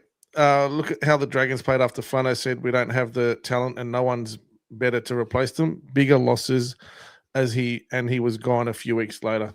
And also said we're not going to win the grand final this year, which is obviously, but you keep that stuff to yourself. But sometimes you need to control what you're saying because the media is searching for those narratives and they come and bring it back against you all the time, guys. That's it. Genuine question. What percentage of this team makes it to potential title challenges? I reckon 50. I agree with that. All in context. Yep. He did go well. He did very well. And credit to the Bulldogs coaching staff, his family, and everyone that's had anything to do with AJ. Well done. And as Gus said, he was going to be one of the guys we love, and we are loving him. He's two mistakes away, though, from being attacked vigorously by idiots. But there you go. British Bulldog also would be concerned about building any kind of player loyalty. Yes. It's a negative from social media, online posts. It does actually, and it has been. And the players that are talking reference it. They know about it. They're feeling it. And even if you don't want to, look at it, you know it's there. And to be honest with you, the players honestly felt like they built a bit of value into the supporters last year. And to feel it coming back against them so fast and so swiftly this year, literally the moment we had our first loss, it was just cracked. Even when we beat the Dragons by a point. Exactly. Even when we didn't smash the Dragons by 40, it was a problem. Touchline started when we beat the Dragons last year in the last minute and have not stopped since. Correct. We told you, Calvin. Yeah. So, but it's just their opinion, guy. Just their opinion. So yeah, guys, it's disappointing to see that, but the players can hear it. They know it's there. And to be honest with you, it's additional things on their mind that they really don't need us. We need to be supporting them and backing them. And that criticism shouldn't be directed at them the way that we've been doing it, not say as in we, but supporters, because some of it has been pretty bad. And that's why different levels of people have stepped in to say that this needs to stop. Not just for us as well, not just for Bulldogs, guys. It's across the whole league. It happens everywhere, even in New Zealand. But everyone's copying it, guys. Everyone gets these negativity, and personal threats and all these things should be completely off the table, off the cards as well. Like that. There's criticism, and then there's personal vilification. Yeah, and I'm not just saying, oh, we're pathetic. That's fine. I don't think the players would care too less about that. But you start saying that their mates are shit. Yep. Look, there's part of it's like we'll dig in and prove them wrong, right? And of course there's that. Like footy's culture is people have always shouted things from the rooftops at the games. Look, it's always existed. It's just 24 hours a day. It carries on for days and weeks. Anytime someone sees a little photo of someone, or if I go and put a photo of salmon, I'll just get 74 negative fucking comments, and 700 fucking views or whatever it is. I don't even have to say a word. They'll just go. They'll just go at it. They'll stop what they're doing in their day and go at that. And then wait for someone to challenge them on it. Yeah, that's all right. Let's keep moving, mate. That's it. We're nearly done, mate. Nearly done, guys. Trust the process, 100%, mate. It's a long road. Hectic Fred should be playing with Leo. Unstoppable forces. That's it. Supporters scream for loyalty, then want to sacrifice the team a third of the way through the season. That's exactly, it. Brian. 100%, mate. That's it. Jas, did you hear the guys chanting "we're effing shit" at the end of the game? I saw Cherry look over briefly and some others, and you can tell they looked down and gutted. 100%, guys. Those guys were down near the front of that kennel section, closest to the players, and that was extremely disappointing. We spoke about this earlier. I know you weren't on there earlier. We spoke about that, and plus we spoke about the booing that was happening after the full-time siren as well. What very young disappointing. kids want to stay in a club doing that either? Yeah, disappointing. I think I've gotten trauma from hearing the Galvin effect at this point. He could have a good game and we would still lose. It's still the Galvin effect. It's a Luai effect now, brother. It's moved. The boos as well. I saw a lot of the guys coming and patting one another on the back. One of the most disappointing things I saw, guys, there was a guy sitting a couple of 20 rows ahead of where I was. He got up angrily at full time, and a few other people saw this, took his cap off, tossed it about 10 rows down, and just said, "That's it, I'm done." And then when his mate stood up and said, "Hey, you forgot your Bulldog jacket, your wet weather jacket. F it, I don't care, I don't want it," and just kept storming off. I'm done. Left his hat, that for me was absolutely disgusting, guys. That was disgusting. If you think that's passion, look, it's all right to say I'm done in the heat when you need the dogs to be the light in the darkness or whatever it is, guys. I get it. I feel that some weeks. But to do that, if that guy's got kids, our world's going to be screwed if they that's were walking behind him. They were walking behind him. Oh, my God. Disgusting. God. Disgusting. He was walking ahead and he was just, I can still see his face now. It was disappointing, guys. So if you're on there, if anyone knows this guy, very, very disappointing. Not the way to behave, not the way to carry on, guys. That's not a supporter. Hopefully he's not a ratified private voting member. Yeah. That's the issue. Thanks for keeping the fans in good spirits and for pumping up our team. Appreciate what you guys. No worries, Brent. Thank you, brother. And you can join and support us in other ways as well if you wish. Thank you. Yeah, not too many times I've not liked being a Bulldog. When I have, it's been more about our supporters and not the team. 100%, Brian. Very true. And it used to be more obviously back in the days at Belmore with all those fights every time, behind the hill Oh, all here the we time. go. Those things. Just go past that shit. Yeah, I didn't even see it yet, mate. It's all good. Knights fans turned up when they were guaranteed the spoon. Yep, last year, mate, the 100%. Like today's win that they had, was it the second game in 10 games they've won at McDonald Jones Stadium? So, and they've been sellouts every game, So, and look, they're not happy with their team, but they still turn up and support them, guys. So That's it. That's it. Yeah, that was very disappointing, guys. Very disappointing. But I think that should be it, mate. That's it. All right, I'm going to let me do one more thing.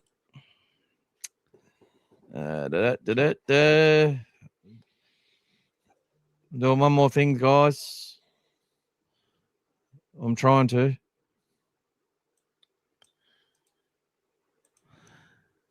Here is our Walk for Autism page as well. I don't know if you're able to copy that or take a photo of it or do something. And if you want to donate directly, I've got a couple of messages privately, so I'll be sending some stuff to some people to do so. We raised $30 today on the YouTube channel, which would take us pretty close to 100 for our next draw, which will be on Tuesday, I have no doubt. And Lawrence will go in the draw for a Bulldogs jersey as well. That's all started now, very much so. But guys, thank you so much. Much appreciated for tonight. Didn't go through many of the stats. We very close in most of the stats. Won a lot of the stats. Line breaks was probably our worst return 6-1 for the year. 6-1 against us, which shouldn't have been like that. But as far as missed tackles, they were much lower. But anyway, possession 50-50. Completion, we were 70. We were 81. They were 77. Yeah. All run meters, we were slightly behind. Post contact meters, we were ahead. Yep. 6-1 line breaks, tackle breaks, pretty even. 30-33. Average set distance. This is one that we've been dominating all year. We were actually behind on this one, very low, 33.6. They were 38, so that's one that we were behind on. Play the ball speed, we were behind on this one, 33.44 for us and 3.24 for them. Offloads were pretty even, 11-12 for them. Receipts, total passes, all that dummy passes, all the same. We had a few more kicks, a little bit more kick meters. We forced 3 dropouts, but we only got the ball back on one, guys. They got the ball back twice. The kick defusal on both teams wasn't very good, 55 to 53%. They dropped a few balls. We had opportunities. Correct. Yep. We had a few more grubbers. We were 87.95 on tackle effectiveness, and they were 90.12. We made 13 more tackles, missed 3 more, 33 tackles, had 9 more ineffective at 20. But we made 12 errors to their 13, guys. So they were there for the taking, guys. Penalties, we lost again, 6-3. No, we got more. Sorry. We won the penalty count for the first time in a while, 6-3. We won the ruck infringements, 3-2 as well. But they were also 3 inside 10 meters, guys. So we lost that overall. They kept resetting their line. Correct. And we didn't allow any momentum. 1 player on report, and both teams used 8 interchanges, guys. There you go. We'll talk about Spencer another time, Timmy. Thanks to everyone. Some nice, funny stuff there. We'll always love the lads. Up the Dogs. Brian's more of a 5XL. Dave was too before Christmas. People are putting Spencer in a Bulldog jersey because he's on the nose with the Roosters. That's why. Just relax, guys. It's okay. Don't worry about that, Timmy. We got AJ Jones, mate. We don't need Spencer, mate. We'll be right. Don't worry, buddy. All good, guys. 5 more juniors into the team next year, couple off contract. It's going to be a surplus of juniors. That's it. To what doesn't make it. And that's what we've got to keep doing. And that's what we're going to keep doing. We'll get there in the end. Talk to you Tuesday, people. See you next Tuesday. TLT, boys. See you later. Team List Tuesday. Check out this wonderful song. Enjoy, guys. Go the Dogs. Go the Doggies.